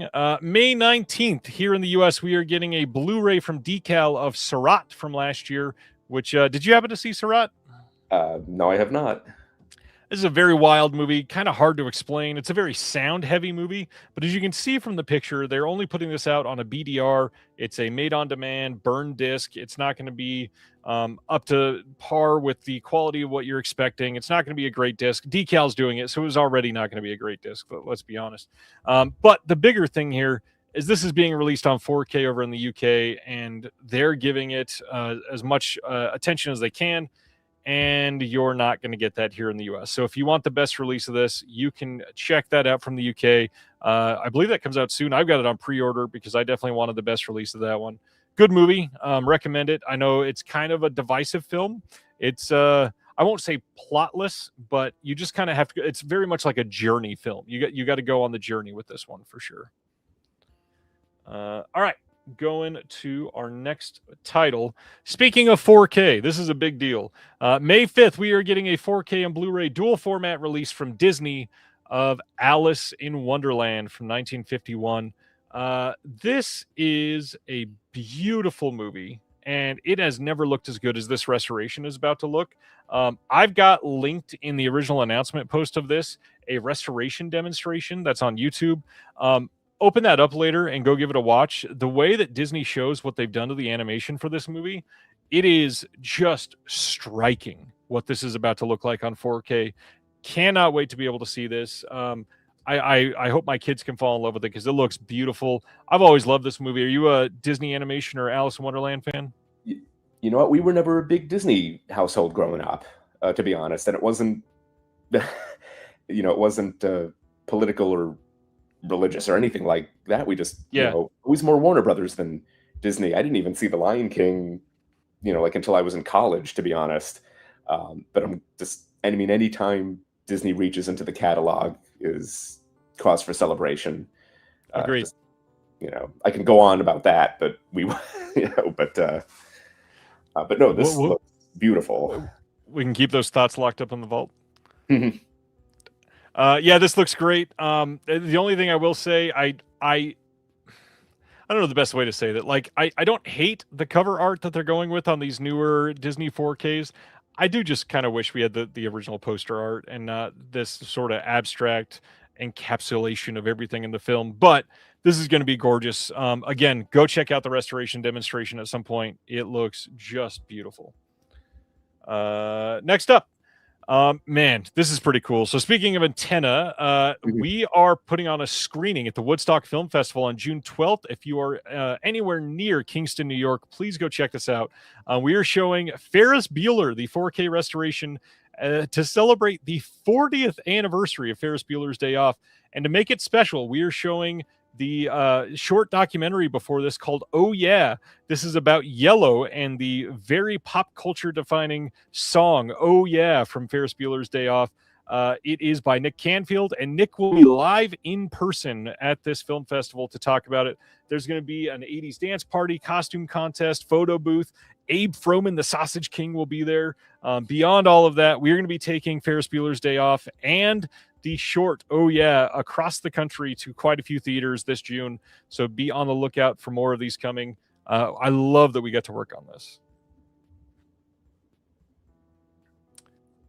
Next up, coming soon on Blu-ray in the US from Kino is Till We Meet Again from 1944 with Ray Milland and Barbara Britton, done by Frank Borzage. Never seen this, never heard of this. Is this your type of movie there, Scott? Not really, but having seen him, first time I watched Dial M for Murder, Ray Milland, it's like, okay, I got to see more of this guy's movies. Yeah. And then The Big Clock, which he's also in. But yeah, I've not seen this one. And yeah. Maybe more to your taste. They're doing a 4K soon of Orgasmo from 1997. This is the Trey Parker and Matt Stone film. Any thoughts on Orgasmo? Not, you know what? I probably saw bits and pieces of it when it aired on, like, late on HBO one night in the 90s. Yeah. Although I might be in the minority, maybe Kino will do it. If there was ever a 4K of basketball, that I would pick up on day one. I have a feeling they're likely going to follow this up with basketball here soon. I remember liking Orgasmo quite a bit. It being very, very 90s cheesy, very Matt Parker, Trey and Matt comedy, if that's your sort of thing. But it also, I mean, it led to the Book of Mormon. It led to so many other things that we see nowadays. So yeah, very keen. I hope that they do this 4K right, because Kino is very hit or miss, especially lately. All right. Next up, Jory from 1973 is coming to Blu-ray from Kino on June 16th. This is a new interview with Robbie Benson, who plays Jory in this film. We already talked about Westerns. Any thoughts on Robbie Benson or Jory? No, not really. Nice. Same here. Except I clicked away. Let's go through a whole bunch of Kino things. We've got 2024 Suburban Fury coming on DVD. This sounds incredible, and it's only coming on DVD. This is coming on June 9th, by the way. So this says it is a gripping portrait of Sarah Jane Moore, a single mother from suburban San Francisco who in 1975 attempted to assassinate President Gerald Ford. More than a historical retelling, the film is an intimate character study and a chilling mirror of America's ideological divide. Yeah, this sounds great. I kind of feel like I need to see this. I really wish it wasn't DVD only. I would totally watch this. This is something that would probably, in a few months might be streaming on Canopy. Yeah. But I also recognize the great Midnight Marauders poster artwork being used as well. Looks great. Yep. Definitely, I would watch this. Next up is 2026's film Fantasy Life getting a DVD-only release from Kino on June 9th as well. This one with Amanda Peet, and it's got Judd Hirsch and Bob Balaban in this one. Matthew Shear is the other star. I'm sure this is not one that you've had a chance to see already this year. No, I haven't, but I actually did. This is literally coming back to me right now. I don't even know if they're being used. I actually worked on streaming thumbnails for this movie a year ago. Nice. And I have no idea if they're being used or not, but I'm looking at this still like I've seen this before. Yeah. Yeah. I first off, a little side thing. I know we talked about like the paradox of the crossing the international date line earlier. Mm-hmm. It is really weird being contributors and working on all these releases and trying to keep track of the timeline of when did I work on something for this? It got announced. When is it coming out? Why don't I have it in my hands yet? And then you realize I worked on this thing 2.5 years ago, still hasn't been announced. That's why I don't have it yet or something. It's always crazy when that happens. All right. Go ahead, Scott. Oh, no, I was just going to say, I literally still have it all on my external hard drive. And yeah, whatever the thumbnails I did aren't that, but, different context, and they have to be designed differently. Yeah, of course. June 30th, we're getting a DVD only from Kino of Amram from 2025 as well. It's a spring of 1945 film, which means, it's got to be about Germany. So, check that out if you're into it. There's a trailer on the disc as well. Next up is Yes, also getting a DVD only release from June 9th. This is one of international cinema's most fearless and provocative filmmakers, supposedly. That's Nadav Lapid. Never heard of him. So if he's one of the most fearless and provocative, he probably needs better marketing. Check out Yes on DVD on June 9th if you're into that from Kino.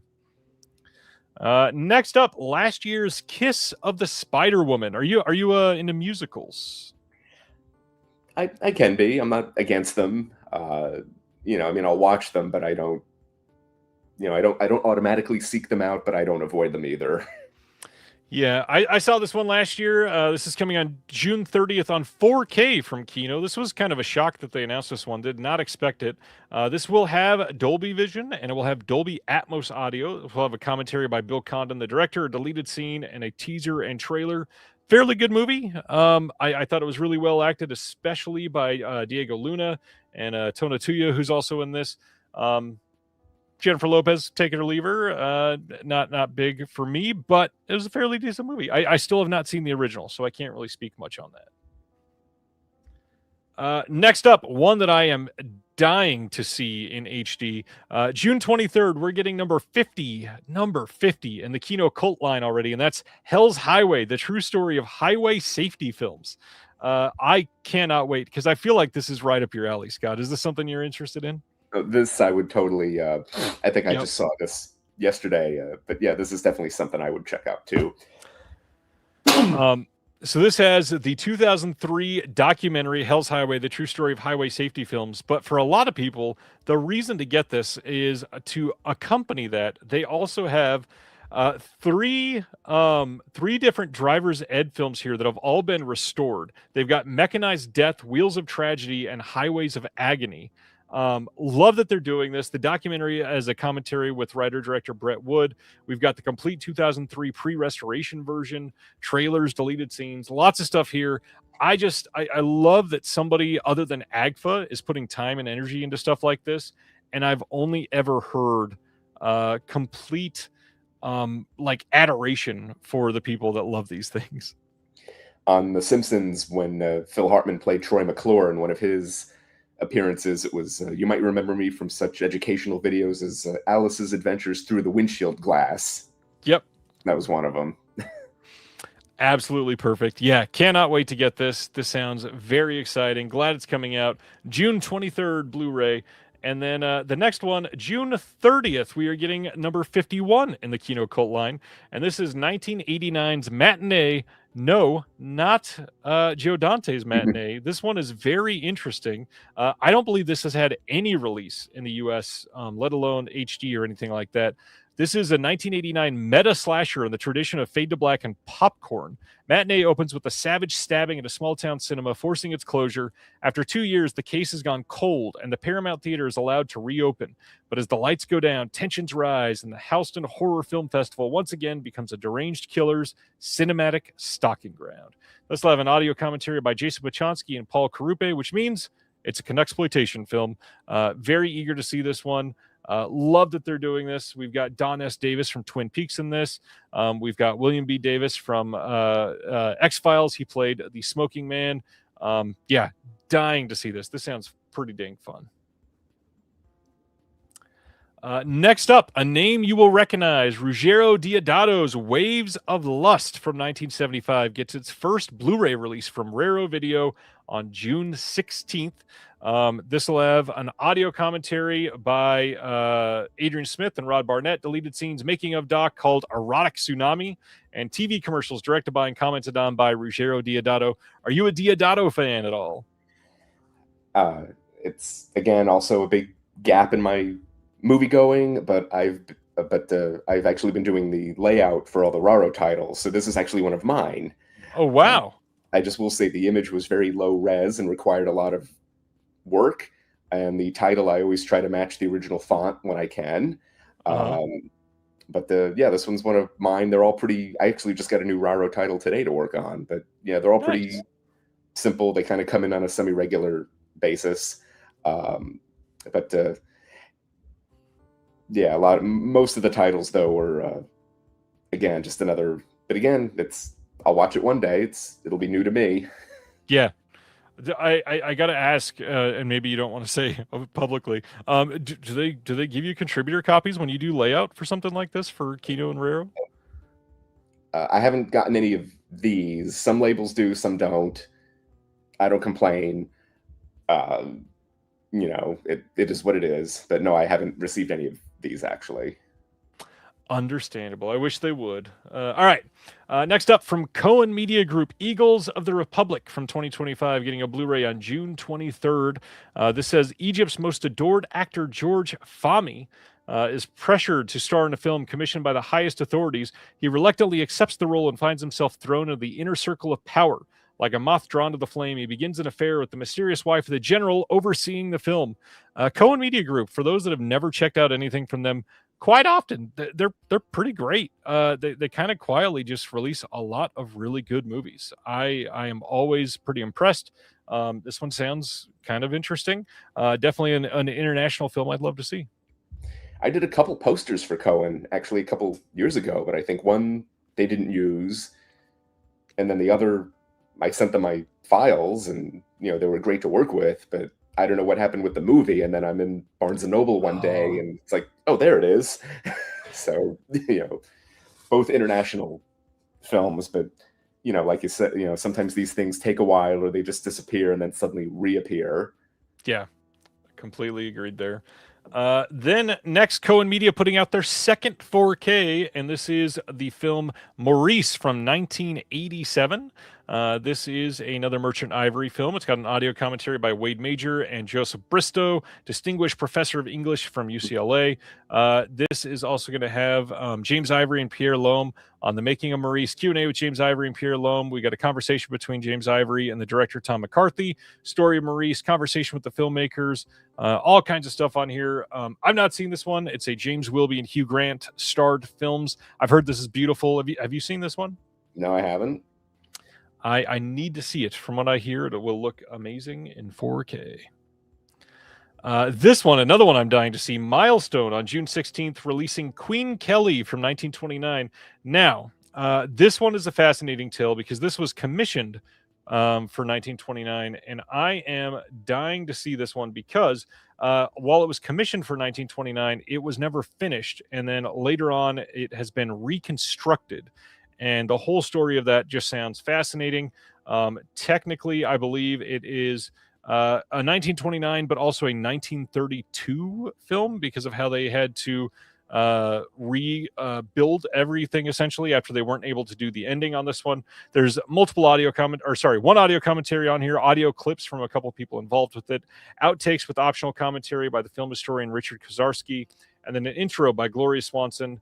Do you know anything about Queen Kelly? No, I don't. I've actually worked on a couple of milestone titles for Kino. Not this one, but yeah, I am not familiar.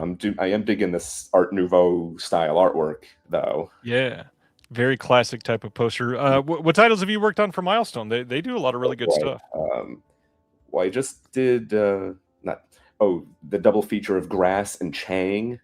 That's one I had my eyes on. Nice. Worked on that one, and I think I only did one more. South, a documentary about the Shackleton expedition. Yeah. Okay, it looks like those are the only two for now. That makes sense. To go on from Merchant Ivory in 1929 to the cinematic classic of Leprechaun from 1992 or 3, depending on where you saw it. Lionsgate Limited is putting out a replacement disc for the 4K. Now, that in itself is not super uncommon, but really just wanted to highlight the saga of what happened on this replacement disc.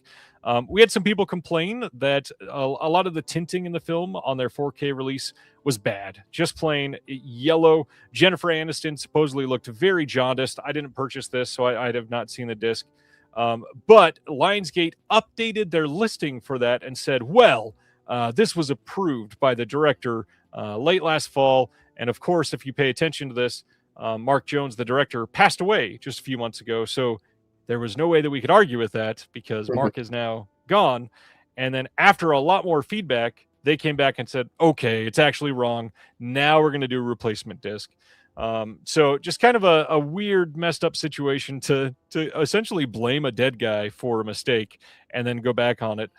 They are sending it automatically for everybody. You don't need to worry about ordering a replacement disc because it was a site exclusive. They know everybody that bought it. So just keep an eye out on your mailbox. There will be one coming. Are you a big Leprechaun fan? Haven't watched them yet. One day when it's fixed, I'll watch it. How do you feel? Just as an art designer, how do you feel about this cover? Do you see what they were going for here? Because the leprechaun's behind it, and the coins is meant to look like a face smiling, and it's not like, unless you squint and close one eye, it's kind of rough to even see the shape of the face. I mean, I see it. Right. I mean, it's even actually more prominent in the smaller thumbnail in the corner of the screen. I never want to badmouth. I mean, I don't. It's fine. And again, I haven't seen the film. I'm always more of a stickler. I always try to avoid drop shadows when I can. So seeing the shadow with like under the title. It's like that's something that always gets me. Not specific here, but no, again, I see what they were doing. It's also the kind of thing where someone might say, "Oh, it's not obvious enough." Keep going, and then pull back. And again, no offense to anyone, I like it. But yeah, it's but fans of the film would probably have a better thoughts or an opinion on that. Yeah, and I agree with you. Like when I look down the corner of my screen for what I'm sharing, it does look like it looks like a mask, genuinely. But when it's just big in the screen like that, and you see the whole thing, good gosh, it's not super apparent. Anyways, but I also get, and this isn't specific to this. It's like too many gags in one image. So you have the coins in the foreground, making a leprechaun face, but then you have the character in the background. And I'm wondering if at some point someone asked, is that too much? Is it like a joke, a joke on a joke almost? And can we get away with just one thing instead of both? Since that's something I always deal with. Like, well, we have this gimmick here and this, just when does it become too much? And, where does the person's attention go and all that? The big thing is Lionsgate is big on their gimmicks, and this is the slipcover for the steelbook. So you slip off the gold, and the leprechaun behind it is left on the steelbook. So love it. Anyways. I would love to work for design for Lionsgate at some point too. But having you said that, hearing you say that, it's like, okay, I get it. I can appreciate. I get what they were going for. Oh yeah. Next up, not really my thing, but Sailor Moon Crystal Collection is coming out on June 9th on Blu-ray. Now, as far as I'm aware, this is not the complete collection because it doesn't have, I think, the movies, if I'm remembering right. I don't know much about Sailor Moon. Are you a diehard Sailor Moon fan? The girl I had a crush on in high school was. Full circle. Glad that you had that experience. Hey, the brand new issue of my magazine, The Physical Media Advocate, is out now. You can check this out on Amazon or in, like 20 plus stores now. And we're in 4 countries, which is weird to say that you can pick it up in store in 4 different countries. Frank Zappa on the cover. It's a great issue. I recap True False Film Festival. We talk about Messiah of Evil. Big piece from Justin Beam on George Buck Flower in here. Check it out. It's a great one. Wow, this is a lot of self-promotion. I was also on an episode of the Vegan Satanist podcast this week with Laurent Omanzik from Germany. Normally, I wouldn't promote just a little podcast appearance all that much, but I've gotten a lot of messages saying this was kind of an important episode, so check it out if you're keen on it. We go into a lot about like the therapeutic sides of physical media and collecting and finding a community and this sort of thing, which is why I am really kind of doing everything that I'm doing. So check this out if it's something that you'd like to hear about. Laurent is incredible, and his work with like tracking down films to take them to literally the top portions of the government in Germany to petition them to be able to play in Germany is to be commended far more than I can ever give him credit for. But check it out. It's a great issue. I said issue again, talking about a magazine. It's an episode. It's fantastic. Will Go USA is putting out a film called The Ugly from last year on May 26th on Blu-ray and DVD, and I've heard this is rather good. I'm dying to see this one. This has a trailer on there, and it says, from director Yong Sang-ho, who also did Train to Busan, comes a story of generational grief and guilt while overseeing a documentary crew filming his blind father at work. Im Dong Hwan gets a phone call that his missing mother's remains have been found after 40 years. Determined to find the truth of her disappearance, Dong Hwan embarks on a twisted odyssey through his family's traumatic past, uncovering dark secrets along the way. Are you paying attention to any modern Asian films like this? I'm not really. I am digging this cover art, though. Like, that's the kind of stark minimalism that I strive for. I must confess I'm really not, though. Understandable. Completely get it. I need to see this. I really love Train to Busan. Did you ever see that one? I still haven't. I'm sorry. Got to check it out. It's pretty great. All right. Over the weekend, we got new releases from Error 4444. These are going to be shipping in either June or July. This first one is City Warriors from 1988, and it says an ex-soldier from mainland China arrives in Hong Kong and uses the cover of a tour bus led by a cheerful tour guide to look for his estranged sister. Little does he know his sister has been forced into prostitution by the very man she married. This will have a brand new 2K restoration. It will have the 2K uncut Cantonese with SD shot inserts, 2K Mandarin cut with alternate sequences, new interview with the action director, new visual essay by Invincible Asia, new audio commentary with Kenneth Brorson and Phil Gillen of the Podcast on Fire Network. It will have the Cantonese and Mandarin dub audio and English and Chinese subtitles, limited to 2,000 units. We got a double-sided slipcover, a booklet with an essay by Tom Cunliffe, and 3 stickers with new art by Justin Coffey. Have you checked out anything from Error 44? No, I haven't. Although every time they make an announcement, it's just, God, I want to work for these people one day and design something. I mean, I can't do this, but I'm sure I could be of service to them. But yeah, I'm always, whenever I do a shameless self-promotion post on social media, which I hate doing, I always try to tag them.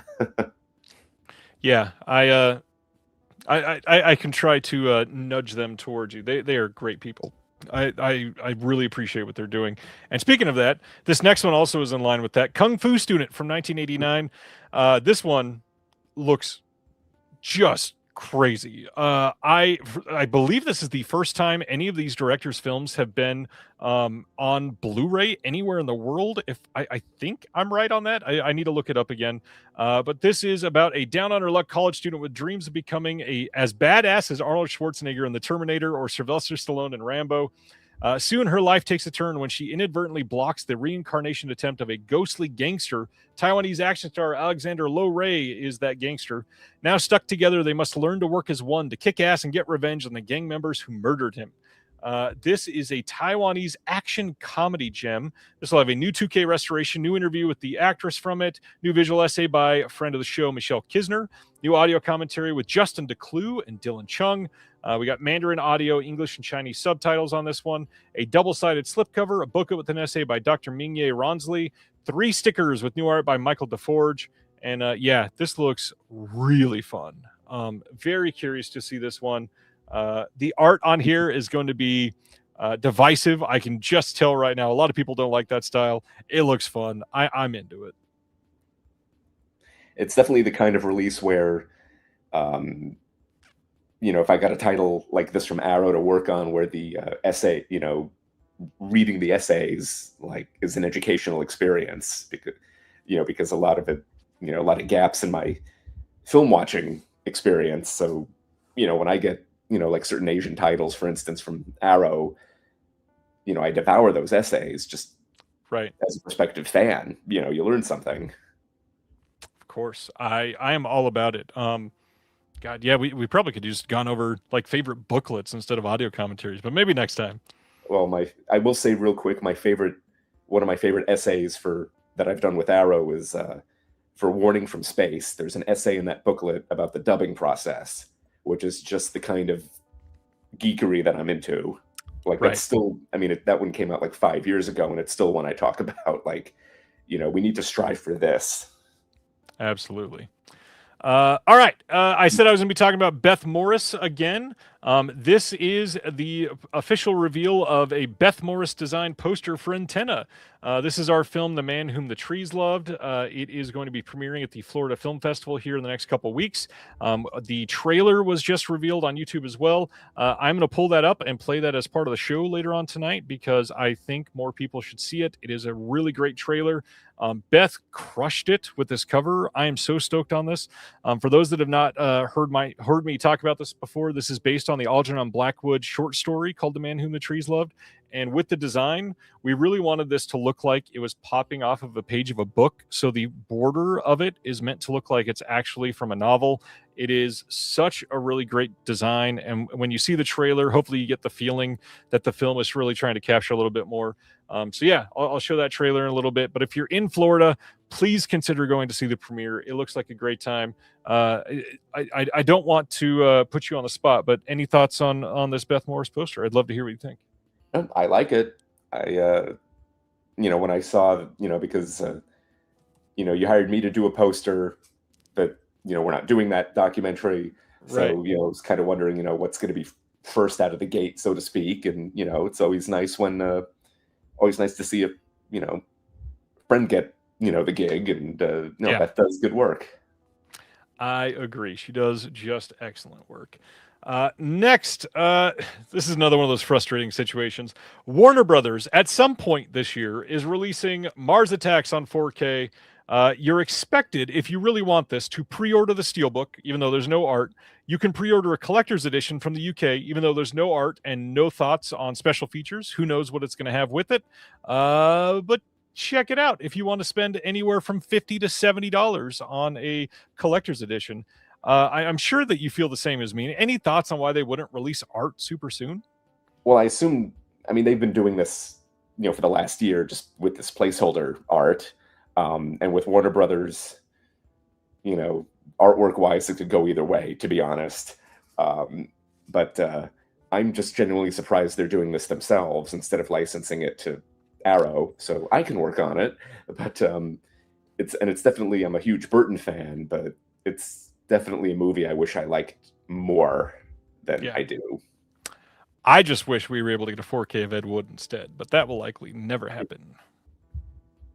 All right, next up, Unearthed Films on July 14th is releasing Tetsuo the Bullet Man, not Tetsuo the Iron Man. This, I believe, is the third film in the Tetsuo saga. This is the first English-friendly Blu-ray release of this, I believe. We get an audio commentary on here with the actor Eric Bosick and Japanese cinema expert Tom Mess. We got a multi-material version of Tetsuo the Bullet Man, photo gallery, and trailers. Have you ever seen Tetsuo the Iron Man? No, I have not. Understandable. I think a lot of people have not seen it. Totally fine. Next up is a Zhang Yimou film that is Red Sorghum, coming to Blu-ray from Media OCD Official's Whole Grain Pictures line. This is from 1988. This is the Gong Li film. This will have a visual essay by Jonathan Clements, interview with Tony Raines, and a trailer. I still think it's quite odd that they are releasing this. I really expected somebody like Criterion or even like a Cohen Media to pick up the Zhang Yimou films in the US, but yeah. I'm just looking at the artwork, and again, my drop shadows, my pet peeve for some reason, and it looks like a screenshot. And as someone who does this a lot, often you only have screenshots to work with, so it's always a case of making it look good and what can you add to it. And I think this one looks fine, but that's always the work I do for Shameless Films. That's often a challenge. Is here are the 1080p screenshots, go and do the best you can. Just trying to make them look as good and appealing as you can. But I'm digging this. Yeah. I love that we're following up Zhang Yimou with Rise of the Super Tromets, July 14th. Troma is releasing Rise of the Super Tromets. This is from 2025, and it says a mysterious virus is infecting the men of Tromaville. It's up to the female vigilante team known as the Super Tromets to unite and tackle this threat. This is going already for like $13 on Blu-ray or something like that. So it's got to be a Troma masterpiece. From Troma, they are also releasing Sugar Cookies on Blu-ray, which is kind of odd because the Vinegar Syndrome Blu-ray is still available on their site. I believe it is going out of print, but this is coming on July 14th. You can check that out. Now, I don't believe any of these are new extras. They're all from the Vinegar Syndrome release or even earlier, but glad the movie will still be available for everybody and inexpensive, so that's a good thing. Next up, VCI releasing Poverty Row Classics Volume 2. Now, a few months ago, we had talked about this, but they have since updated their release of this. It was supposed to come out in May. Now it comes out on July 14th, and now they've changed the second film. So they're putting out East Side Kids from 1940, and now they're putting out Let's Get Tough, also from 1940. They switched out the second title there. Not sure why, but hey, something must have happened, and here we are. Next up, Film Masters on July 14th. They're putting out 1950s Destination Moon as part of their special edition line. This is produced by George Pal and it's got a restored trailer from a 4K scan, a full-length commentary by Justin Humphreys, making of Destination Moon, a new documentary by Ballyhoo Motion Pictures, Flight to Mars restored trailer, new documentary by Ballyhoo again called Interstellar Travelogues Extended Edition. There's an archival doc by Ballyhoo. This is now multiple times that they've worked on this film. There's a lot here, plus a full-color inserted booklet with the new essay by Sloan DeForest. Have you checked out much from Film Masters or seen anything from them? No, I haven't, but I'm reading the specs, and I haven't seen the name. The name James Van Hise brings back memories back when they used to do all these unauthorized Star Trek like episode guides and encyclopedias and things like that. And he was all over, assuming it's the same guy, like he was all over those. I think before Paramount, I think they cracked down on them at some point. No, it's definitely, this is something I would definitely check out. Yep. And Explosive Action, you are right. They did put out Flight to Mars. I believe that was when they were still the Film Detective and became the Film Masters. So this is more of like a cobbling together sort of things. But it's a double feature. It'll be reasonably priced. So that's a good thing. Next up, a film I've heard is great. I need to see this. The Napa Boys from last year is coming to Blu-ray from Magnolia on May 19th. This is supposed to be pretty damn funny. It has no extras on the disc, but looks like a great time. Check out the trailer to see if it's your type of comedy. Next, Invasion USA from 1985. This already has a 4K in the US, but it is getting a re-released Blu-ray over in the UK on June 29th from Final Cut Entertainment. Is that good news? Well, it'll be in print, sure. But this was previously done by 88 Films in the UK, and this is not going to be an upgrade in any way. In fact, Final Cut is known for pretty bad discs. So just more awareness, I guess, that they're releasing this. I would heartily recommend, if you love this or Chuck Norris, I definitely recommend the Vinegar Syndrome release of this film. I just hear Chuck Norris's name and I think of Joe Piscopo and Sidekicks. Chuck Norris? And this cover is not super appealing either. All right. Next up, this is, funny enough, a very small film in the grand scheme of things this week, but a fairly large deal for people that love this sort of thing. May 26th, Cape Light and MPI are releasing The Roundup Outlaws from 2017. If you recognize this guy on the cover, that is Don Lee, and this is a big deal because this is the first of the Roundup films. Technically, when this was released, it was not called The Roundup. I believe it was just called The Outlaws. But this has never had a U.S. Blu-ray release. So this is a big deal. This is one that I believe they've made 4 of these films now. And this is the first time that the first one is being released on HD here in the U.S. So check this out if you are keen on Asian action. I'm dying to pick this up. Glad that they're doing it here. I need this. Josh, fact check me if you need to. I hope everything I just said was right. I believe that there are 4, and I believe this is the first time U.S. has gotten a Blu-ray release of this. So check it out. Josh said he had to import a Korean Blu-ray of this film. Yikes.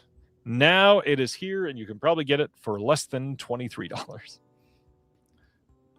Next, Magnolia on May 26th is releasing Heel from last year. Now, what's interesting is over in the UK, this was previously titled Good Boy, and of course, the POV dog horror film from last year was also called Good Boy, so they changed the title of this film to Heel. This is from Jan Komasa. It's a twisted thriller that follows 19-year-old hooligan Tommy, played by Anson Boone, who revels in a life of drugs, parties, and violence. One night, on a bender with his reckless friends, he becomes separated from the group and is abducted by an unknown figure played by Stephen Graham. I've heard this is great. I need to see this movie. No extras on here. It also has Andrea Riseborough, who's kind of amazing in everything that she does. Heel. Have you seen this one? No, I haven't. Me neither. Dying to. This looks so fun. All right. The show Dark Winds Season 4 is getting an AMC Blu-ray on June 16th. This will have a handful of special features, just some small featurettes. I have never seen even a second of this film or this show. If you're into it, I'm glad it's still getting a Blu-ray release. My dad watches it, actually. Nice. It's one of the few new shows he does watch, but no, he's a fan. I have heard from people that love it, that they really love it. So they must have a very strong fan base of this one. All right. Next up, wanted to shout out an event coming up. Silk Screams is presenting the Buffalo Horror Garage Sale, May 30th and 31st in Buffalo, New York. 2 days, all horror. There's going to be celebrities, vendors, panels, and movies. They've got 80 plus vendors selling nothing but horror items, and they have cast members from movies like Frankenhooker, Basket Case, Brain Damage, The Stepfather, Popcorn, Class of '84, Deadly Eyes, and more. Lots of free parking here. The best part about this entire event, if you go for 1 day ticket to get in, only $5. If you get a ticket for the whole weekend, it's a whole $8. What kind of event is only charging $5 or $8 in 2026 to get in? Pretty decent names here too. We got Frank Kenenlotter, Patty Mullen, Jill Sholin, Chris LaMartina from WNUF Halloween, the director, is going to be there. If you're into Blu-rays, like pretty much everybody watching this is, you can check out Art Edinger, who's really great at what he does. Even Michael Felsher is going to be in there. Check it out. Go up there if you are anywhere close. It seems like a good time. And for $5, I mean, can't really go wrong there. We got some details on 88 Films' release of Rounders. This is coming to Blu-ray on May 11th. This is still only a Blu-ray. A lot of people complaining this is not 4K, but all the extras on here. We get an audio commentary with John Dahl and some of the screenwriters and Edward Norton. Commentary with a handful of professional poker players, including Johnny Chan, Phil Hellmuth, and Chris Moneymaker, and Chris Ferguson. An interview with David Levin and Brian Kopelman. Behind-the-scenes featurette, Inside Professional Poker featurette. Are you a Rounders fan? Again, this one, it's been a long time, but I certainly recognize, I think that's Tommy Pocket's artwork, which I recognize from a mile away. I really like this art, and I got a lot of complaints when I posted this today. I don't know. Something about it just appeals to me. Oh, yeah. Thomas Walker. But no, I'm digging it too. I like the color scheme. But yeah, as for the movie, it's been a long time. Same. I've not seen it in ages. Then we've got He-Man and She-Ra, the Ultimate Collection, coming to DVD only on May 26th. I believe this has all of the legacy features that were on the previous releases and really not much of anything else. I think the biggest thing is that they are all bundled together, and I don't think that had happened previously. And so if you're into these or you want to be able to capture them in the biggest collection, this might be the way to do that. They're clearly timing this to come out with the Masters of the Universe remake that's coming out later this year. Are you, I mean, knowing your age, I feel like these would be tailor-made for you. Are you into this? You know, I'm sure I watched a few, but it wasn't part of my regular, Saturday morning rotation, which is why I also always laugh when I watch Ghostbusters 2, the opening party scene when the kid's like, I thought it was going to be He-Man. Yeah. I would have been Team Ghostbusters. But yeah, I would have seen a few. It just wasn't, really that big part of my childhood. I agree. And yeah, that's it for announcements for this week. Just a reminder of what's coming out next week in case you forgot. We've got The Life of Brian 4K from Criterion, The Phantom 4K from Kino Lorber, Runaway Train 4K from Kino, Trouble in Paradise 4K from Criterion, Remo Williams on 4K from Kino. That Becoming Led Zeppelin 4K Steelbook is coming out. Hearts of Darkness, The Making of the Final Friday, coming from Red Shirt Pictures. Meet the Fockers 4K. Death Ship 4K from Kino. Euphoria 4K from Kino as well. Groove from 2000 getting a 4K. We've got a couple other smaller titles like A Traveler's Needs from Cinema Guild. I've heard that I need to see that one. T-Min from, I believe that one is a Kino release. We've got Midwinter Break coming next week as well. And that's about it. Any of these titles that you're after soon? I know I need A Life of Brian soon. Maybe Remo Williams. Definitely not Fockers, that's for sure. Same. I've never, even Meet the Parents, I've never been into any of those for some reason. I like the first one, didn't finish the second one, never watched the third one. I keep forgetting that there was, what was that? Little Fockers? Was that the third one? Yikes. All right. Before we go into our audio commentary conversation, here is really quick that trailer for The Man Whom the Trees Loved. Let me make this full screen for everybody. Gonna play the audio with it and everything. Here we go.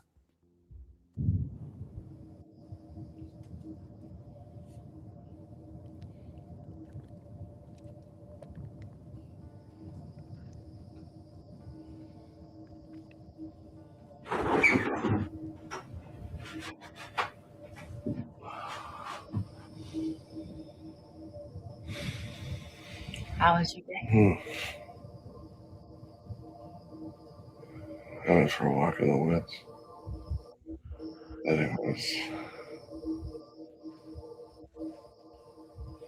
I don't really know how to describe it. It's like it felt like the old days, you know. It was really warm, magical feeling. All the trees are like connected and interlaced, and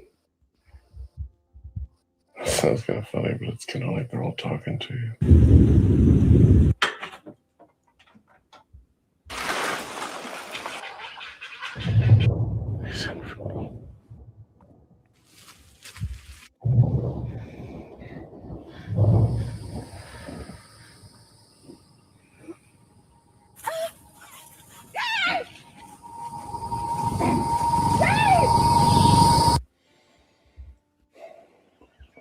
I can't remember the last time I felt that inspired.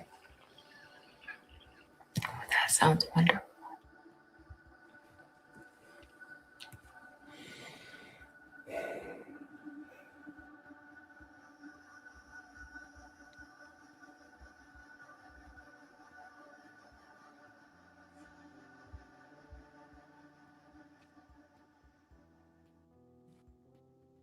All right. Check that out at Florida Film Festival in the next couple of weeks. It will be a handful of other festivals this year, and then it will come to theaters early 2027. That's The Man Whom the Trees Loved by Tevin Dean and Woodruff Laputka. Great film. I hope people love it. Well, All right. looks interesting, and atmosphere. Love a movie with atmosphere. Lots of atmosphere, and it's a very Florida movie, which is why we premiered at the Florida Film Festival. It was all shot in Florida, and hope people love it. All right, tonight, audio commentaries. Why do you like audio commentaries, Scott?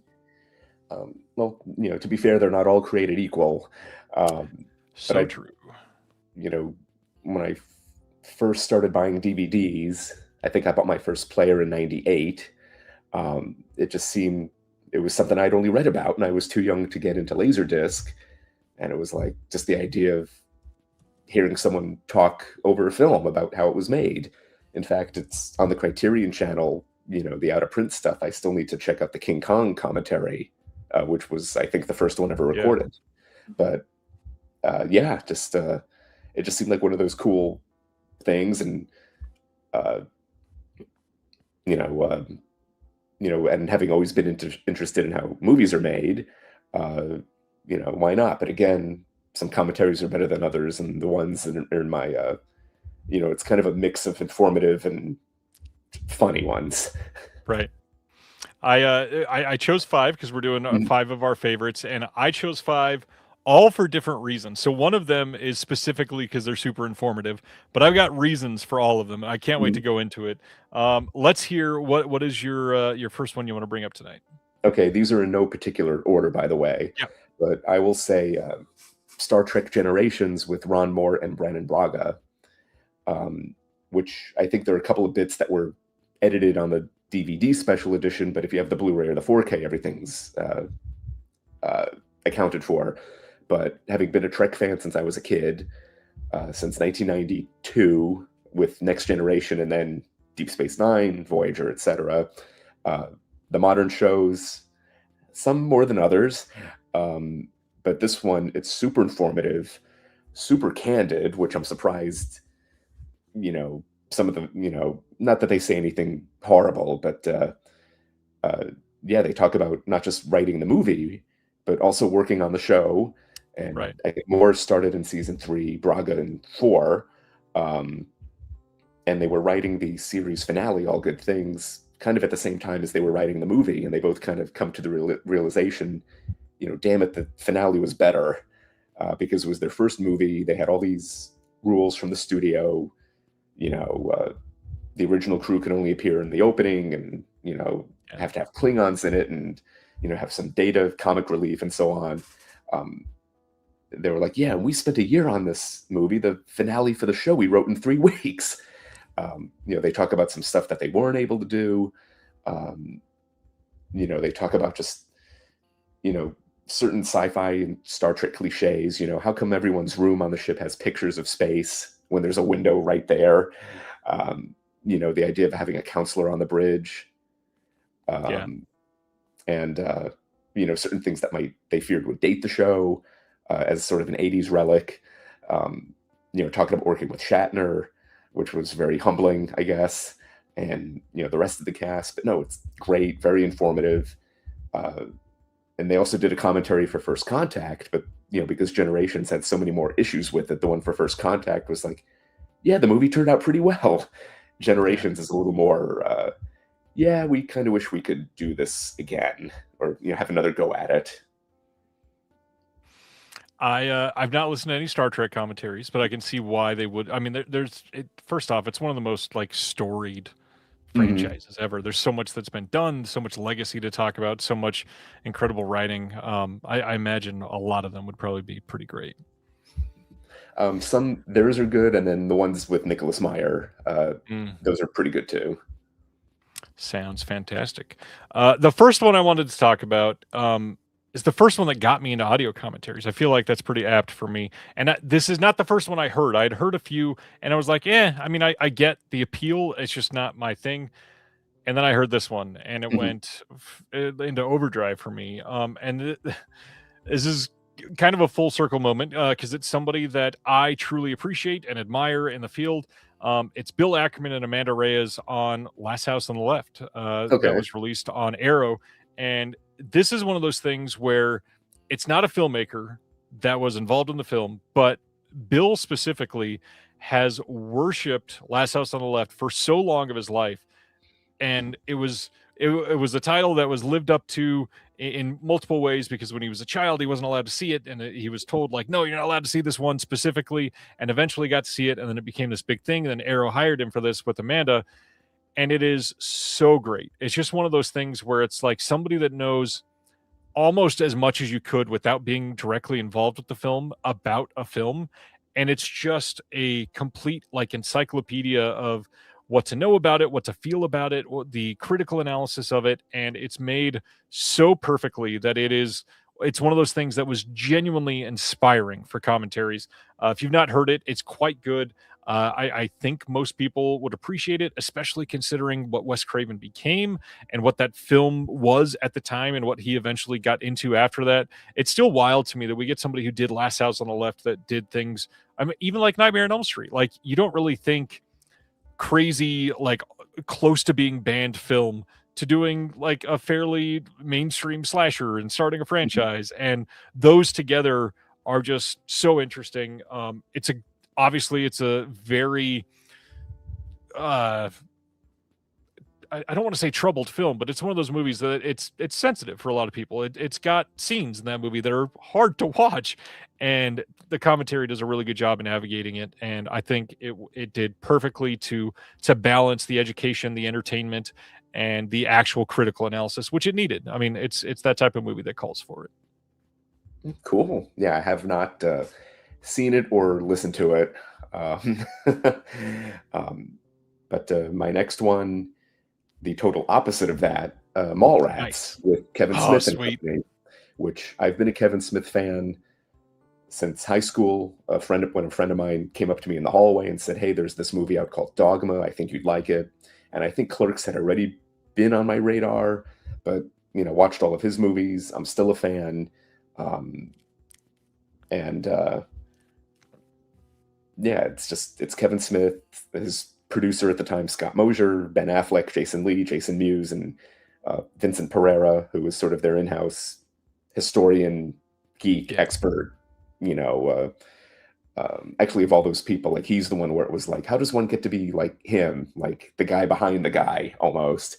But it's a riot, between making fun of Kevin Smith's weight at the time, or all things Affleck, or Jeremy London, his performance. They kind of mock now and then. And the original DVD had a video option as well, which I think it worked with I think it was seamless branching, so you didn't have to do anything, because Dogma had a video commentary, but there would be an icon on the screen and you had to catch it to press the button, and it was just implemented very awkwardly. no, Mallrats is like one of the classic funny commentaries, and they're just giving each other crap for much of it. But Smith, he's still a great raconteur, and even though I wish Arrow had gotten it so I could work on it, I'm glad Dogma is finally back. Same. It's out of purgatory. It is one of those that has been. I don't remember when that first Blu-ray came out. It was like 2011, and it went out of print. Yeah, I don't even think it was in print for like 3 years. It had to have been maybe like 2 years that it was available, and so we've been waiting a long time to have it out there again. It is great. Since you did a funny one, I'm going to go to mine that I chose for funny. And to me, the funniest audio commentary of all time is one of my favorites. Had to go for Tropic Thunder. We got Robert Downey Jr. doing an in-character commentary, and it is, I mean, his work in Tropic Thunder is so good, and then it mostly carries over. Like, there's very little downtime that isn't just uproariously funny on this commentary. He nails it. I don't even know what else to say about it. It's just one of those things where it's, there's some commentaries that have been legendary for people being in character. I mean, we both showed Spinal Tap earlier. That's got one of the best ones of all time. It's got the whole band doing in-character commentary. It's great. It's a very good commentary. I just listened to that one again recently, actually. But Tropic Thunder, for funniness, I think it is the best funny commentary maybe ever made. It is so good. Check it out. Oh, I do have two that I'm calling the funniest, and I haven't listened to that one in so long. I don't even think I did the whole thing, but it works because they mention it in the movie. I think where he has that line, "I don't break character till the DVD commentary," or something. Yep. And I was going to pull up, it would take me too long, a photo of me and Kevin Smith at the Orlando MegaCon in 2002. Nice. But I'll do a funny one then, and then I've got a serious one and then a funny one. The Kentucky Fried Movie. Good one. I don't know if it's still on there now. It was actually on Tubi streaming the commentary. Oh, nice. So you have John Landis, Robert K. Weiss, the producer, David and Jerry Zucker, and Jim Abrams, rest in peace. And I think the old Anchor Bay DVD even had a photo of the recording session where it's just the five of them, sitting on a couch. It's a riot from the beginning. And Landis has only done a couple commentaries himself. But it's funny, they kind of all give their origin stories. Landis had done Schlock. The Zuckers had Kentucky Fried Theater, first in Wisconsin and then in LA. It's at some point, they're like, okay, movie's halfway done. Can we go home now? And Robert K. Weiss tells a story of there's the segment in the movie, A Fistful of Yen. And Weiss tells a story, the lawyer, we showed this to the lawyer who said it was unreleasable. And then we asked the financial guy, what do we do? And he said, get different lawyers. But yeah, that one makes me laugh to this day. It's up there. It's a very, very good one. Not enough people talk about Kentucky Fried Movie in 2026. It's still great. Some of the segments are better than others. It does take its time a little bit. In fact, they even make fun of it 20 minutes in. They're like, is there a point where the movie kicked in at all? And Robert Weiss is like, did we score away the profit participation yet? And so on. Well, you mentioned them hanging out, sitting on a couch. So I'm going to do my hangout choice, which a lot of times these are really great because it feels like one of those commentaries where you're like welcomed into the fold in a way. It's just sort of you just chilling with a bunch of friends. And my go-to for this is any John Carpenter or Kurt Russell joint, which I was very close to choosing Big Trouble in Little China because it's a really good one as well. But I kind of had to go for the cliche answer and say, I think The Thing is the best one with them. It's literally just them chilling on a couch together. They both have some beers during the whole time. And it's just like, oh man, you remember this? And it's just hanging out, like talking about shit in a way that is just so, again, like welcoming. Like you could just see you and 3 other friends sitting on the couch and doing this exact same thing. It is absolutely worth it. The film itself is not getting super analyzed. It's not going to give you all kinds of deep insight, but it's John freaking Carpenter and Kurt Russell, and it's just a blast to be able to listen to. I really hope more people have listened to it now that it's been around for so long. I also like, I know he's getting old, but I'd love to get some updated John Carpenter thoughts on some of these things. Sure, I know you just want to smoke weed and play video games, but come on, man, we all still worship you. The Thing, check it out if you haven't. It's a great commentary. And I went from like 0 to 100 with Carpenter. I mean, we all love Big Trouble in Little China, but a lot of his films I watched only for the first or maybe second time during COVID lockdown, which is why for Arrow, when I got In the Mouth of Madness, that one's kind of become my favorite. So that was a treat, to be able to work on that one. And we'll be talking about, very cool. We'll be talking about Kurt Russell again in a few minutes, but I want to mention Terry Gilliam's Brazil commentary. Oh, nice. Now, and I remember when I was younger reading about this legendary Laserdisc box set that Criterion released, and then to get into this stuff later. And by the way, I should point out in my family, we rarely, if ever, bought movies. My parents didn't see the point. It'll just be on TV. Ironic considering what I do now. But, I had the 3-disc, the DVD set, and then the Blu-ray, now the 4K. But no, Gilliam's commentary, beginning to end, talks about everything.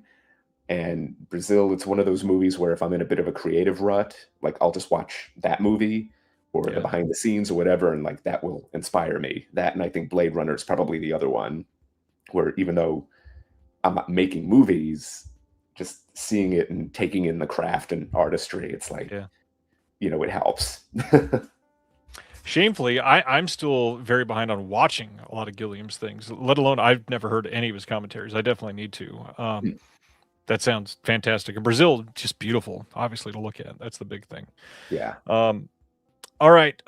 My next one, I'm going to talk about one that is going to sound maybe slightly masturbatory. It's not my commentary, but I hired the two guys to do this, and it has become one of my favorites. And I got to talk about a Deaf Crocodile release because Inflatable Sex Doll of the Wastelands that came out last year. I really loved this commentary. It's Mike Leader and Arna Venema. And the main reason I loved it is because when I saw what the film was going to be and that Craig and Dennis were looking for a commentary, I felt like they would be perfect for it, which is odd because they really only ever talked about action films and like martial arts films and a lot of Hong Kong films. And so they'd not had a chance with a lot of things like this.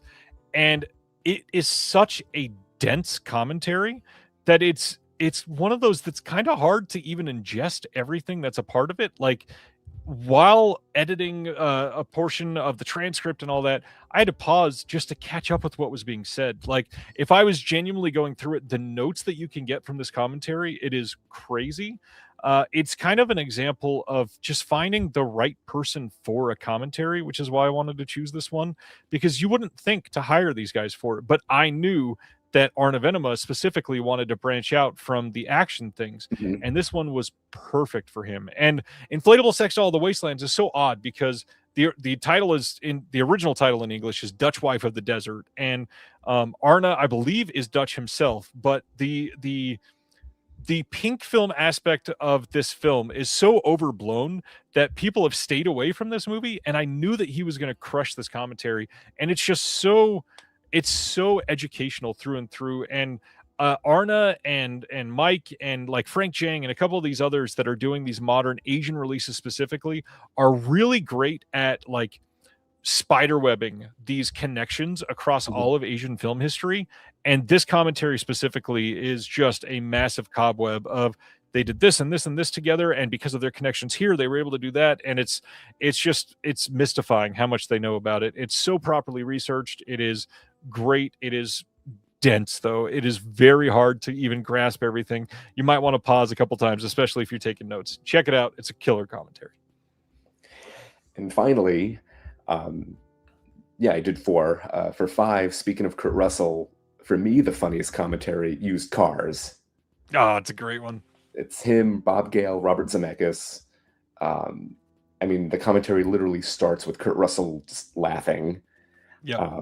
And we go from there. It's a riot. They talk about the actors. They talk about, Spielberg and Milius and, Roads Not Taken. And, and it's weird to hear like your heroes, not, like Zemeckis and like people like them cursing because, at least, for a while, like they were Back to the Future, which are more or less, family movies. But, just to hear these guys like drop F-bombs and things like Yeah. that, but it's a riot. Kurt Russell's laughter is infectious. There's some bits where, they can't stop laughing. Bob Gale did a home theater forum chat years ago, probably for the DVD release of Back to the Future. And I just mentioned whatever my question was. And I mentioned this commentary to him. And he said, that was fun. As John Milius might say, we achieved critical mass. But they talk about the crazy stunt with Garrett Graham where he's walking backwards and a car passes within a foot of him. Inches, yeah. Zemeckis is like, I could feel my scrotum shriveling up when I see this shot. And of course, he points out today so much stuff would be done, with the CGI. But there's a bit, when I lived in LA on the regular, when I was getting the design career going, I worked as an extra on TV. I'm actually SAG eligible. And, it's like, you need to populate a scene. If you don't, then it looks empty or cheap or whatever.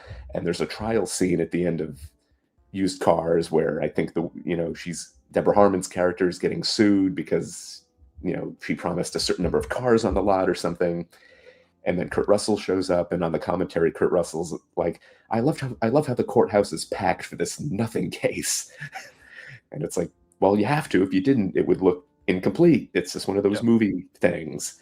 But no, that commentary is an absolute riot. And it's and actually the one for I Want to Hold Your Hand that Gale and Zemeckis, that one's pretty funny too. But I'm always usually the commentaries the one feature where I'm disappointed when there isn't one. Yeah. But then again, some are better than others. Not everyone's suited for a commentary, but if it's a good one, it's, I go back to these things. And plus, as someone who works, I work remotely, but I'm sitting in a room. It's always nice, have background noise too. Yeah. I always need something playing in the background. Used Cars is great, and so few people have even seen it nowadays. Please go watch Used Cars if you've not seen it. It's fantastic. This is such a funny one to end this episode on. So I've been working on a release for the last couple of years with Will on a lot. I don't even know when it's going to be announced. Hopefully later this year or early next year at some point.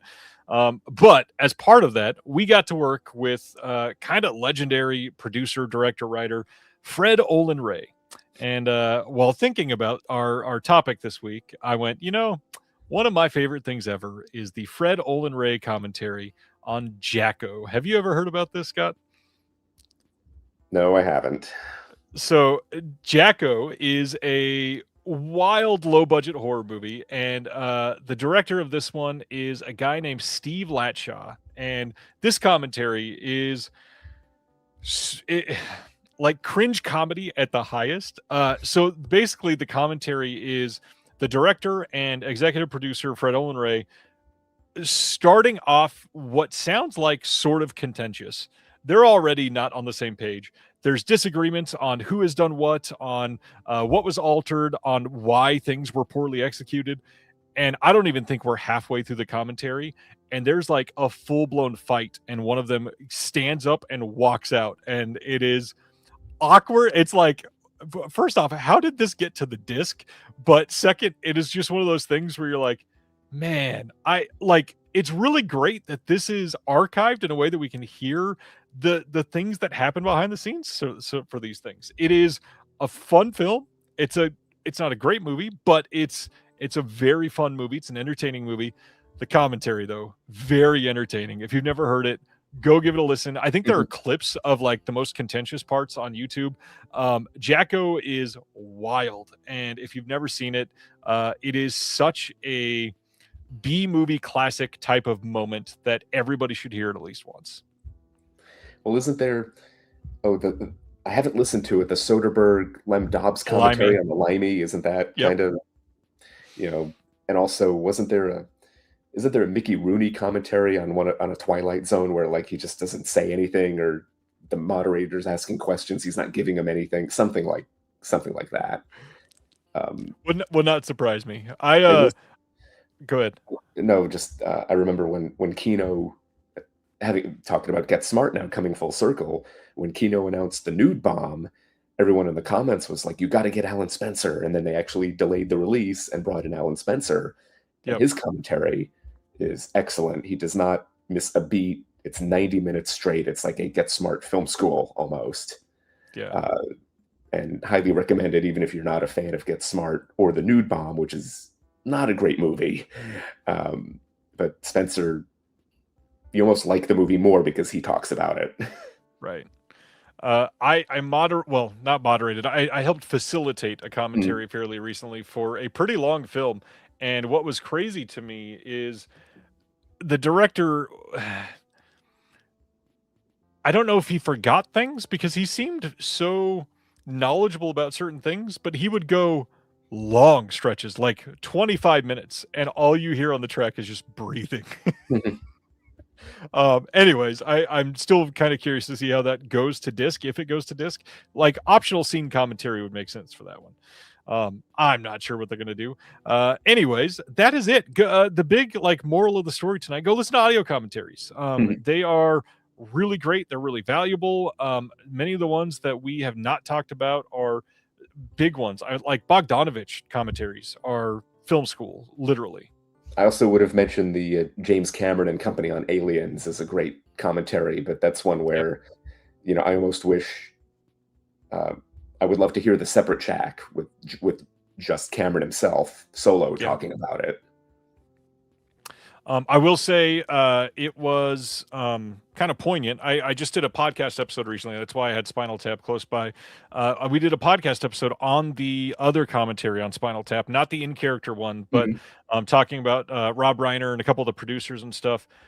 So many of these commentaries are important for reasons that I really kind of captured with, because we don't know when we're going to lose Rob Reiner. We don't know when we're going to lose Fred Olen Ray, even though it's a silly kind of cringe moment. So many of these things are capturing filmmakers' voices that you won't get a chance to hear this way. So personal, so sort of vulnerable. A lot of these commentaries are like, yeah, I did this wrong. I would have done this way if I had known at the time, or something like that. And listening to Rob Reiner talk about Spinal Tap just a couple months after his passing, it was tough. I mean, he is a legend in so many different ways. And I adore that commentary, adore Rob Reiner.